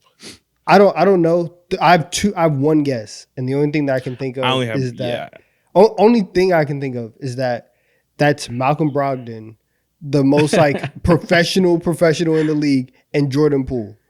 Incorrect. I think this is the Phoenix Suns because the flag. This is the Phoenix Bosnian. Suns. Yeah, I said it. There. It is Bosnia. How'd Why you do I know that? I do not know. The light bulb, Devin Booker, very light. The shooting guard, Bradley Beal, gets fucking bands. Yeah. Power That's forward, true. easy money sniper. It's money stack. Okay, that's and true. the point guard, it's a tie. For tie is Jones. He's also very professional. Comes in and keeps it clean. Boo. That is a nasty joke, but These are I can rock some with reaches. Tyus Jones. Tomato. Who is this team? Milk. Okay, that's a white man probably.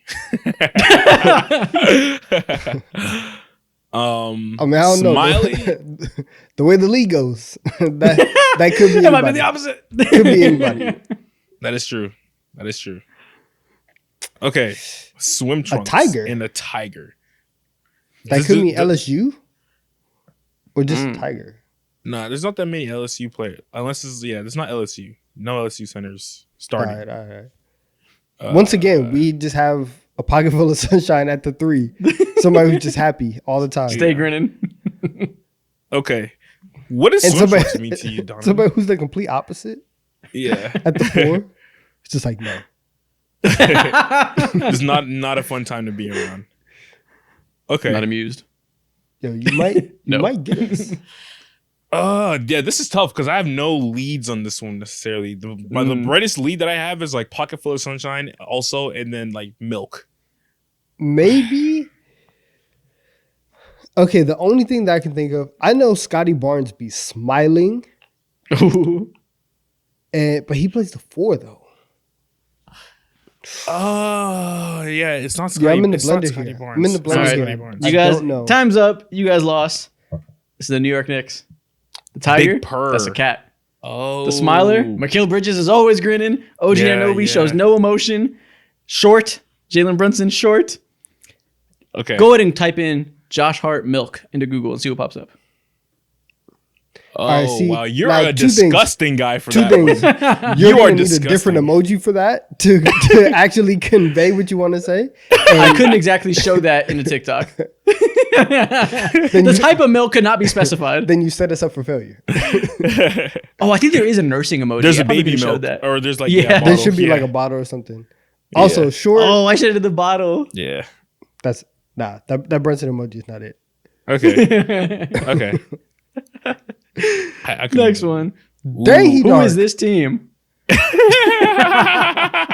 That's crazy. I've never seen that combination of emoji. I didn't know you could do that.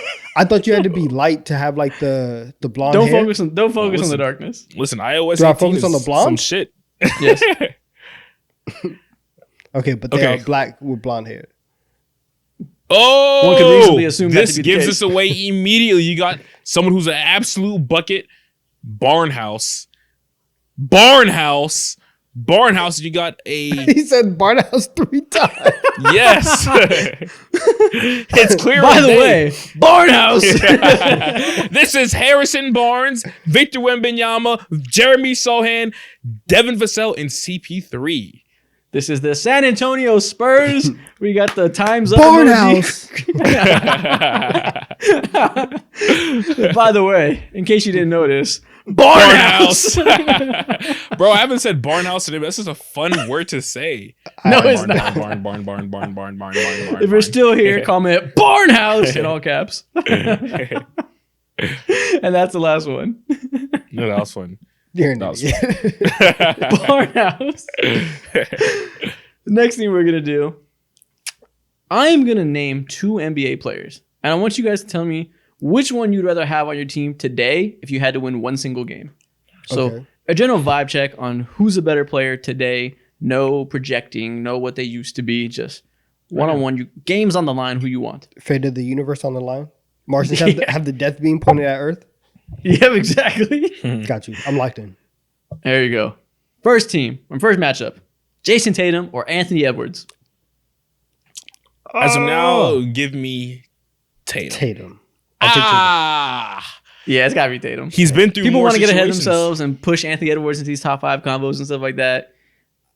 I need to see the passing really improve first. Jason Tatum deserves that respect. Jason Tatum Tatum- been there, done that, been in so many situations where he's the first, second, third option, won an NBA champion. He knows how to ride the bench, clap up if needed. Can Anthony Edwards do that? He always wants to be the guy, bro. Give me Tatum. He's not harming anything, bro. If Tatum, a good point. If Tatum can shoot the way that he did on Tuesday night, he might be the best option. Yeah. I agree. Steph Curry or a healthy Kawhi Leonard? I'm Steph taking Steph Curry every single waking minute. Every time. I'm never taking him over Kawhi. Kawhi's going through lawsuits right now. Have you heard? Kawhi. A healthy Kawhi, though. We know what he can do when he's on the court. Yeah, but I haven't seen that in a while, so I kind of forgot. So Steph Curry, you got it. I kind of forgot. It might be an oxymoron at this point. We might never see that again. Yeah. Yeah. I agree. I'll take Steph Go ahead, Curry. give me Steph. Yeah. Easy to forget who Steph is because he's playing with the most nonsensical lineups. But if we gave him a competent team with some real creators around him, he's still Steph. Free steps till Facts. it's backwards. Paolo Banchero or Jimmy Butler? Paolo Banchero. Paulo. Yeah. Paulo has more juice. Paulo has more pop. Paulo's going to play games. I'm going to have fun watching Paulo play. With Jimmy Butler, not going to have that much fun, man. I'm going to just get some very, very intricate coffee. That's all I'm getting Exactly. with Jimmy Butler. You're getting cool Damn. vlogs on YouTube, too. Oh, yeah. And, You're over the gimmick? and a very, very good dominoes player. If this was a dominoes tournament, I'd take Jimmy Butler. Basketball, I'm taking Paolo right now. Facts. Basketball. You said Jimmy Butler's superstar subscription is expired? Yep. It's over. Damn. 2020 Jimmy is not walking through those doors. That man is living with the poppies out there in Miami. He's out there in Domino Park with his little hat. Papi! That's all he care about. Okay. Devin Booker or Kevin Durant? Kevin Durant. Ooh. Really? This is No, close. you don't got to think about It's it. Kevin Durant. He's wrong. You got to think about it. It's Kevin Durant. Yeah. Thought about it. Kevin Durant. Exactly. I don't know. I mean, one game, we know what Devin Booker can do when he gets hot. We've seen him score 70 points in 2 games against the Nuggets in back-to-back. I know what Kevin Durant can do when he gets hot. It's Kevin Durant. It's not as easy, for No, sure. it's, I knew what Kevin Durant could do when he it's gets actually, hot No, it's actually very 2-3 easy. years ago. Kevin Durant's not getting any younger. Kevin Durant last night was hooping in the clutch. I'm taking Kevin Durant. That is true. You know, 25 points. Yeah. I think I might take Kevin Durant. He was but it's taking slightly. one-legged step backs over 2 people. It's Kevin Durant. He can do stuff like that. There's like It's 3 prettier, people in yeah. NBA history that could do that. For sure. But we're talking about if you want to win a singular game, Kevin Durant. Yeah, Devin Booker doesn't have the greatest elimination game stats at all. I'm taking KD. Oh, that's a good point. Yeah. That's a good point. Yeah. The elimination game, Devin Booker has not been exciting. Yeah, exactly. That's what takes the cake. Turn down the lights. Turn down the lights. Ah, Luka. Cam Thomas or Cade Cunningham? Cam Thomas. What? Why? What's the game? Is it 5-on-5? Basketball? Is it It's to pickup? win. To win. No, this is NBA regulation game. Oh, okay, never mind. You I'll want take to Cade win. Cunningham. What if I said it's 21? Cam Thomas in a heartbeat. Cam Thomas is like top 3 if we're playing 21, 4-on-4, 3-on-3. 21's a two-way game, though. You got to... King of the court, 3 dribbles. Make Ooh, it 2 that might be dribbles. Cam. Cam Thomas. Cam. Yeah. Sorry, Cade. No shit on you. bucket's a bucket. Cam just like that. Joel Embiid or Jalen Brunson? I'm never trusting Joel Embiid with my life. Give me Jalen Brunson. no one said your life's on the line. I just you don't die if you lose this game. I asked you. It's Fate of basketball. I asked you. Fate of the universe on the line. Martians have the death beam pointed at Earth. I'm not trusting Joel Embiid in that situation. In any situation? In no situation. No situations regarding death beams will Joel Embiid be chosen. No. Wow. Okay, what if we remove the death beam and it's just NBA? Well, the Martians are still going to invade, so I'm not taking them. I'm not doing that. Excellent reasoning. Give me Joel Embiid if he's healthy. Yeah. Give me Joel. Not thinking twice. Shout out Jalen Brunson. Give me Joel Embiid. Have fun living in the Matrix. Shea Gilgeous-Alexander or Shea. Giannis? Ooh, never mind. I didn't even say Giannis yet. I saw way too soon. I saw fucking it. laser. Ooh. There's only 2 Wipe or your 3 mouth. players that I would not take over Shea, and you said one of them. I assume too soon. Giannis, obviously. You Krispy Kreme donut. Ooh. I'll take Giannis. I don't know. One game though. I mean, Yeah, one game. You know how mad Giannis is gonna be to tell him, yeah, you have one game. You can play 40 minutes for me in this jersey, and that's all you get. You can give me all you can. that's I'm a good taking point. Giannis. That's a good point. I can play Giannis 48 minutes and he'll survive. If you don't Yeah. got to worry about game 2, him being gassed. Hey, 48 minutes of Giannis is crazy. Yeah, exactly. Shea's gonna have some type of regressions also, but it's different intensity. I need Giannis, bro. Okay. LeBron James or Anthony Davis? LeBron James. I might lean LeBron James simply because he's a guard or a wing and he can control more of the game naturally over someone like Anthony Davis. At 40 years old? Yeah. It's not a conversation? No. It's a conversation. It's a short one, but it's a conversation. Listen, if game 1 was any indication, the keys have been handed over. It's one player, not a player and a coach. If I can have JJ Redick's mind inserted into Anthony Davis's mind, go ahead and give it to me. Or Yes, if I can you have get JJ JJ Redick Redick's in this mind. corner, then I got it. Okay, yes. JJ Redick is your coach either way. Who do you pick? I'm taking Yeah, LeBron. I'm taking LeBron still. Give me Anthony Davis. It's time. It's time. The keys have been handed over. There's a new leader of the team. Give me AD. Relax. You are a confused Has it finally man. happened? I'm kidding. LeBron always starts slow. He never goes crazy in an opening game. Yeah. Okay, that's the end of that. Next thing we're going to do. We're going to do a tier list. Okay. Perhaps the most serious tier list we've done in a while. We're going to do a tier list of every NBA player that has a new haircut this year. Yeah. Ooh, okay. So you guys know how it Oh, goes. You're going to rate them S through F just based on, I don't know, how good the haircut is, how much it fits them, how much better they look than they did before, whatever you want. First off, we got Media Day Scotty Barnes when he rocking the Ben Wallace fro. See, I like this. This fits Scotty. This fits Scotty. You see that smile? Scotty is a very, just a happy person. And the fro just shows freedom with Scotty Barnes. I like that. I'm putting that in. Someone who's not afraid to be himself unapologetically. Exactly. I'm putting that in what? I'm putting that in A tier. But he cut this right after. He didn't keep it for the season. It was only for Media Day. How does that impact it? I don't care. I'm only looking at this picture. I'm putting it. He didn't stay down though. It's got to be B. He didn't keep it. All right. You got Yeah, it. he's not real with it. He's not real with it. Give me B. Gotta be B. Okay. That one's easy. Let's go with Zion Williamson's new beard. Ooh, man. I don't know how I feel about this. Me neither, because the first time I saw it, I was like, what the hell? It looks like it's Velcroed on. Yeah. And then I see other angles, and I'm like, oh, it kind of fits him. I don't know. Yeah, It's he very looks like hard. It's very hard. Try to find the right picture. Yeah. I don't know. And it will never fit right to me, man. Like He I'm doesn't so look used like to he seeing plays without it. basketball. He doesn't look like a basketball player with this on. But I don't know. It's very hard. Like He looks like Mark Henry right now. Do you know who that is? Yes, I do. Yes. Yes, I do. But it's very hard to It's have a not bad. beard and like lose oral points though. This is caloric deficit Mark Henry, if I've seen him before. Bro. Caloric deficit. Yeah. Keto Mark on the Henry. Keto Mark Henry. I think this is also another B. You got to be the right angle. Sometimes it looks a little weird. Sometimes it fits. It's inconsistent. I don't know. Shout out If you him, have to though, think for so trying much something about new. it, it's not a good haircut. I think you got to be in C. All right, you know what? You convinced me. We'll go see. Yeah, maybe that's it. Maybe the beard is just like poorly aligned. Yeah. Sly Huncho, save him. Tell him what. Okay. Tell him what. Where to do we go with Trey Mann rocking the Allen Iverson look down to the hair? This is. I felt the aura right before you even clicked this picture. Put this in S tier. Woo! He committed to the look all the way from the apparel to the aesthetics of the hair to the Man. headband. S tier. Put me at a Charlotte Hornets game, I might throw my boxers on the goddamn court. Oh my god. That's insane. That might be the most ridiculous shit you've ever said into this mic. Oh, no, I said worse. You remember. I don't even. Yeah, I've just cut it all. Okay, that's absolute insanity. We'll go with S tier though. Wow.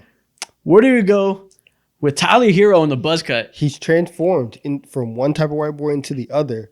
This lets me know though that he is locked in, and I actually don't hate it though. So No nonsense. no nonsense. He's a Straight father. business. Yeah. Or Channing Tatum vibes. Yeah, I'm putting this in A tier. I don't He's mind a it. father looking for a new contract soon. Put it in A tier, sure. It fits It's him. locked in. Yeah. It's like when Kyrie started the season really terribly, then cut the afro off in Boston, came back and was killing it. So he's trying to conjure that. Okay. That's what happens. You cut How your it hair, works. everybody knows. Okay, I'm In the serious first game of about the this. season, they came out and they lost by 30. It didn't work out too well, but we'll go A tier for the aesthetics. That's true. I don't know. He didn't get the plus though. That's true. I see the vision, but the plan has not been executed to fruition. Maybe it works by demographic. I don't know. White boy laws are a little different around here. We're not familiar. Genetics. Next up, we got D'Angelo Russell with the blonde look. This man looks like Tisa Korean. Dude, this stands out crazy on the Yeah. court. It's bright. I saw somebody call him Amber Rose. Honestly, I respect it a lot. It's not terrible though. I cool. like the look on top with the blonde. The sides being blonde is a bit much. But you know what? You have to commit. If you're gonna True. if you're gonna go blonde, let's go blonde. And he still hasn't faded into his beard. That's good work. cut. That's work. That's a good haircut. He's paying $200 for that cut. I know it. Put that in And A tip tier. another 200. Put that in A tier. Okay. You're gonna look me in the eyes and tell me this is an A tier haircut. That is an A tier look for D'Angelo The Russell. blonde fades into the black beard. That's skill, detail. He's got an A tier barber. I don't know if it was an A tier choice.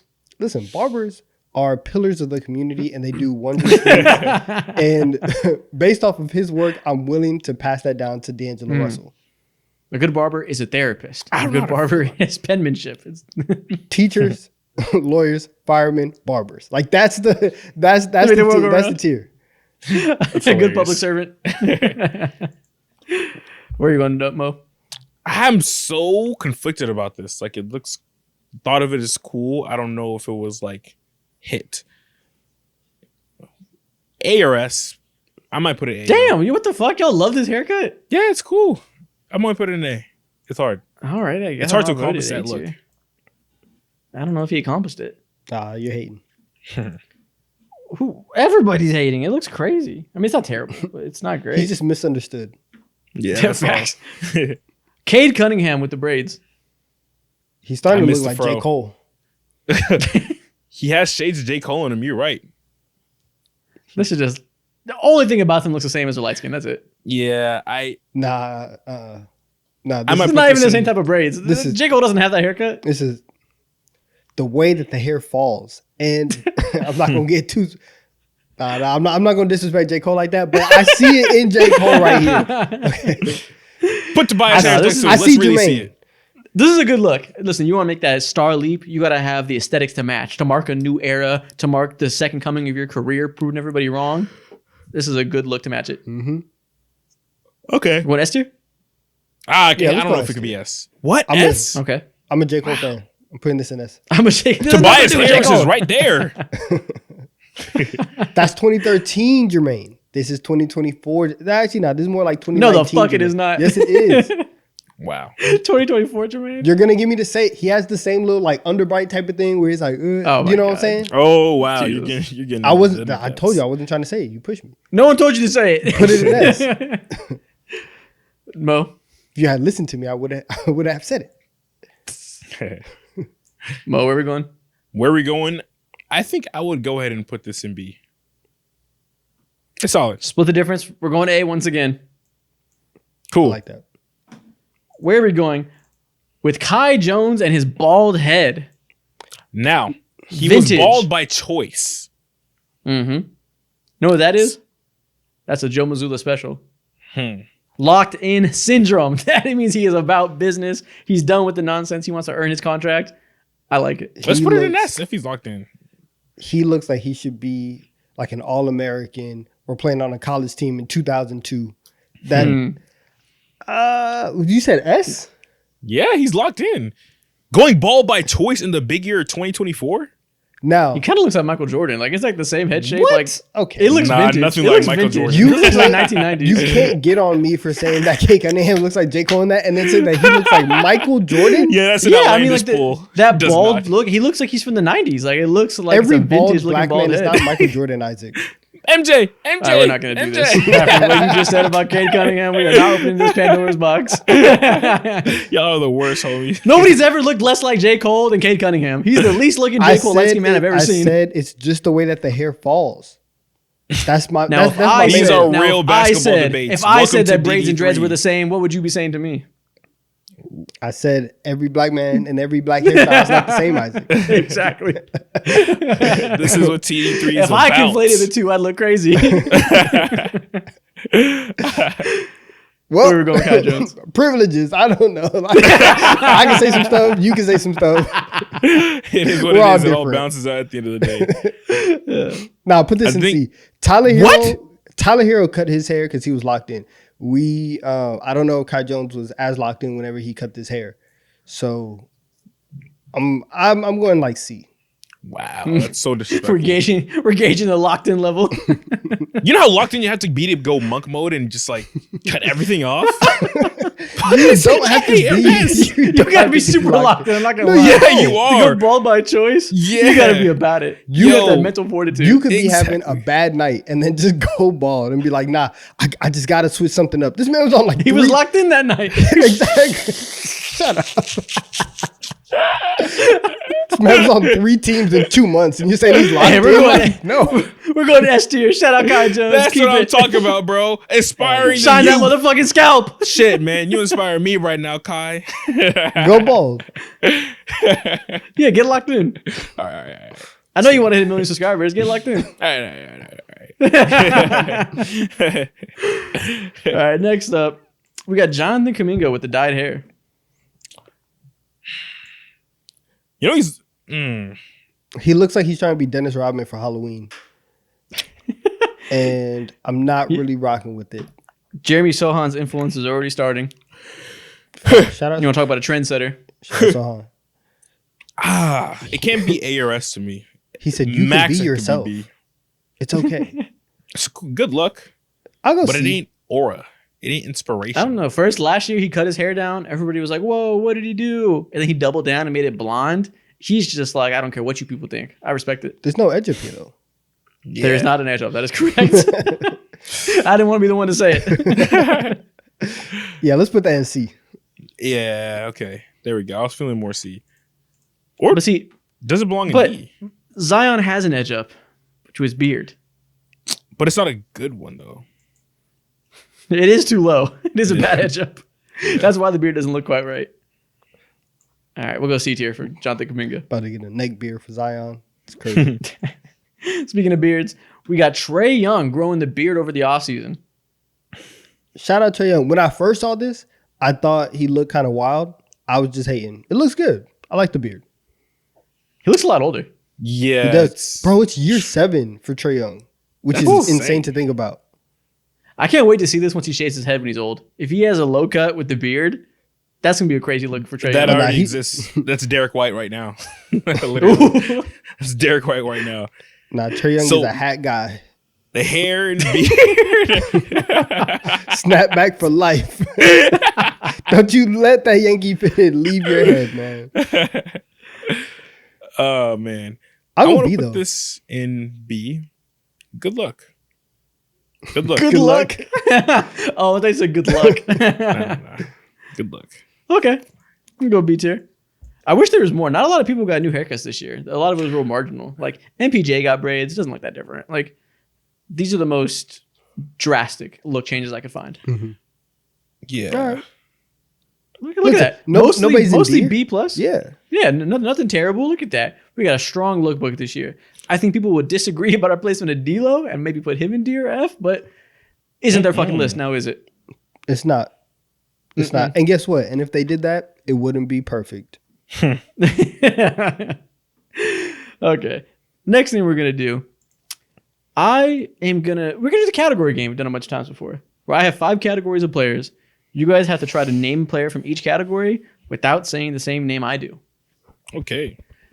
You guys have been Let's on a lock roll in. of being horrible at this game. Let's lock in. You started off strong, but You as of give late, us like you guys, 2 options with your category. welcome to life. Sometimes things are hard, yet you persevere. Man the fuck up. and that's why we're doing this again. I'm ready to lock in. Lock in. Okay, so first category.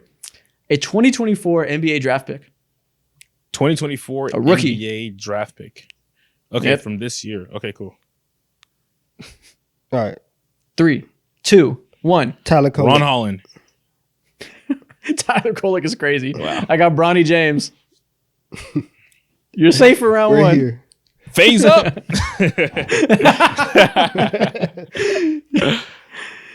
Second round. A number 2 overall draft pick. At any You've point in done this NBA before. history. You've done this one before. Let's run it back. I got it wrong last time. I won't get it wrong again. 3, 2, 1. Sam Bowie. Oh, KD. KD. You knew I picked KD last time, so I wasn't going to do it this time. I got D'Angelo Russell. Boom. I outsmarted you. Safe for round 2. Okay. It's better than you did last time, so thank God you outsmarted me a little bit more. Woo. Round 3. A shooting guard. Just a shooting guard in NBA history? Current. Or- okay, let me rephrase that. Okay, cool. A current starting shooting guard. Okay. Okay. 3, 2, 1. Dyson Jr. Daniels. We got Austin Reeves. You guys have gone through round 3. Okay, smart by picking Austin Reeves by one of the more popular teams. I like that. Yep, I like yep. that choice. At number 4, we have somebody who's led the league in blocks at one point in their career. Okay. Elite shot blocker. Okay. Best of the best. Okay. 3, 2, 1. Dwight Howard. Serge Ibaka. Who got Anthony Davis? Ooh, thank the Lord. Okay. We still We here. won't bet throw. We went Round throwback. 5. You made it to the end. Round 5. Can Someone we in the win this NBA. for the first time? You might. No, we won An before. active NBA player with at least 12 All-Star games. Oh shit. Hold on. That's that's hard. 12 All-Star games is very specific. At least 12 All-Star games. Current player. Okay. Shit. Okay. You better make sure they had 12. Don't pick somebody with less, because I it's know. less people than you would think. Can Yeah. I look up? Can I look up what they Nope. have to 3, just to make sure? 3, 2. Oh my 1. gosh, Chris Paul. LeBron James. It's LeBron James. Mo That lost was again. so You suck at this unfair. game. Does Chris Paul literally have 12? Let's find out. I don't know. Because if He so, does. you literally lost. Chris Paul stats. Let's look at the basketball reference page. Review. We scroll down. He has 12 All-Star games. Wow. Okay. Look at that. Victory for Donovan. I wonder how many active NBA players right now have. You like, thought 12 you could All-Star throw a games. challenge flag and get me, but I'm certified. I think I knew it was Kevin Durant and LeBron. Chris Paul's the third one. But like James Harden doesn't have that many. Steph Yeah. doesn't have that many. Yeah. I wanted to say Steph or like Westbrook, but they missed years, and also West got like clipped. Does Westbrook have it? No, Westbrook he No, might have he does 12. not. He does not have no way. Probably has No, like Westbrook, 8 or 9. no, he does not. What is He's he? 9. Yeah, exactly. He's 9. Yeah, his All-Star There you go. tenure ended a little bit too early. It Not did. too early. but Donovan is victorious. very short list. Mo, I thought it was clear I picked all Lakers. I don't know why you picked LeBron James. Man, I didn't have any names off the top of my head, and you wanted us to rattle them off. Only so many. There's only 3 options, bro. Yep. They picked the wrong one. What do we got left? Oh, last thing we're going to do. A fun one. So you guys know, game 1 of the season came. The Boston Celtics mollywopped Donovan's New York Knicks. And I got to thinking, holy fuck, this team could beat multiple teams if they combine their rosters. Their team is that deep. Having 2 elite guards, 2 elite wings, and 2 elite bigs, like that, you can't exploit them anywhere. So we're going to do a little TikTok game where I'm going to name 2 NBA teams. And you guys got to decide that if we combine their rosters, would they be able to beat the Boston Celtics? That's hilarious, and we're gonna be surprised with how many teams are not gonna be able to beat the Boston Celtics. Shit, we're gonna throw 3 teams together. They might not be able to do that shit. You're right. I didn't just pick the worst teams in the league. So there hopefully should be able to be some rosters that could contend if you combine competent teams, but I don't know because the Celtics are that cracked. Yeah. So first team, or first duo of teams, the Atlanta Hawks and the San Antonio Spurs. Oh, this is good. This is good. You got They Trey might and be able Wemby. to. They might be. I don't know. Trey and Wemby outside. Yeah, You put Jalen Johnson at the 4. that's nice. Who do you do 2 and 3? You could do either Devin Vassell or Dyson Daniels, or maybe Bogdan. Because if Wemby's there, you can sacrifice a little bit of defense. But I don't know. It's the Celtics. You really can't sacrifice. No, I want defense. Dyson then because I want Dyson and Wemby to be able to guard a pick and roll. Yeah. Okay. that's So beautiful. Trey, Dyson. So who's going to be the 3? Not Harrison Barnes. Not Harrison Barnes. Stop. We're not putting the Get rookie DeAndre there. Hunter out of here too. He's not going to be in these conversations putting at that- all either. We slide. Okay, let's put Vassell to 3. Yeah, we slide Vassell to 3 Vassell up. and Jalen Johnson to 4. And that team still loses to the Boston Celtics, I think. So I you don't got think they'd win. Trey, Dyson, Vassell. That's Dyson and Vassell is so painful. Jalen and then Victor Wembanyama. Celtics They in 5. lose in like 5, probably 6 games. 6 games. Trey Young and Victor Wembanyama. There's no answer. No, to that that might go 7. I like that team. I like that team too. But they're Celtics still in losing. 6. Still losing. I don't know. It's tough. Celtics in 6. Maybe Victor Wembanyama in like 3 years from now when he's like unfuckwittable. But right Yeah. now, Celtics in 6. But year 2 Wemby, not yet. Not We yet. haven't even seen him play. You don't know what year 2 Wemby looks like. We'll find out in about 3 hours. Okay. Pistons and 76ers. All right, so we taking. Cade, taking- really just then take Are we taking the Tyrese idea of Maxey. Cade Cunningham? Yes, we're taking. Let's Cade. assume he You makes have a to year take 3 Cade. leap. Let's assume Cade makes a leap this year. You put him next to Tyrese Maxey. So We're you got Cade, disrespecting Tyrese Tyrese? Maxey, Paul Paul George. George. Ooh. Ooh. Who's the Yeah. 4? Yeah, that was a big oof for everyone. Tobias Caleb Harris and Martin. Joel Embiid again. We're God bringing damn, Tobias I'm Harris tired of back this to movie. Philadelphia. I'm tired of this movie, man. Fuck. Celtics in 5. Celtics in 4, probably. Yeah, they're whooping that team, so. Yeah. Belt to I ass. forgot about easy. Tobias Harris. That Belt to ass. That's hilarious. Okay. Man. 0-2 so far. That would be disrespectful. The Houston Rockets and the Toronto Raptors.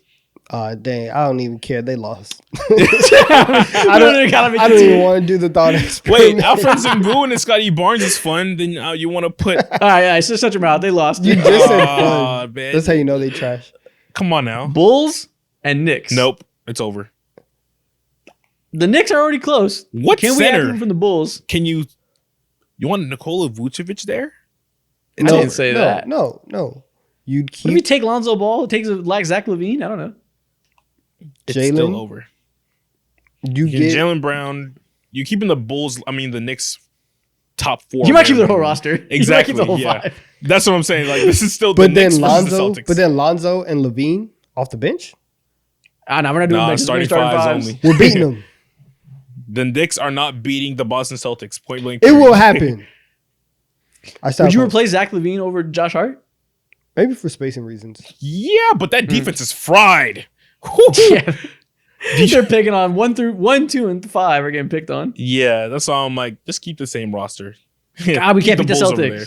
Keep the Bulls over there. Okay, last one. Our best hope. The Lakers and the Warriors. Yes, they win. Steph, If you have Curry. Steph, I don't care Who's at the two? I don't care who's at the 2 or the 4. If you have Steph, LeBron, and Anthony Davis, you are winning. you got I don't know. AD, Dre, LeBron. Come on now. I don't know who's at the. I don't know who's playing next to LeBron and Go ahead. in Go between ahead. LeBron and Steph. Who's doing that? So you want to put Austin Reeves at the 2? Yeah. If he's there, I'm taking him. I'm taking them. Steph, Reeves, LeBron, Draymond, AD. That's nasty. defense That is is insane. filthy. Yeah, and if you want more defense on alongside Steph, put Pods in that bitch instead. Woo. Mm. Yeah, they got options. I'd take that team in We got 5. one? In 5. Okay. Steph, LeBron, AD, and Dre. Who am I to not side with my glorious king? We'll give him the win. Yeah, I agree. This is it. That's fun. And that's the end of the episode. This is it for the episode. If you're still here, do me a favor. Go into the comment section. Get your fingers ready and type out Barnyard. Barnyard. Isn't that a show? Oh, no. Yeah. No, I mean, my bad. It's Barnhouse. Barnhouse. That's what you call it. Barnhouse. What's that one show? Back at Back the at the barnyard. barnyard. Back at the barnyard. Throwback. Let me see the Barnhouse in the comments, and we'll see y'all next week.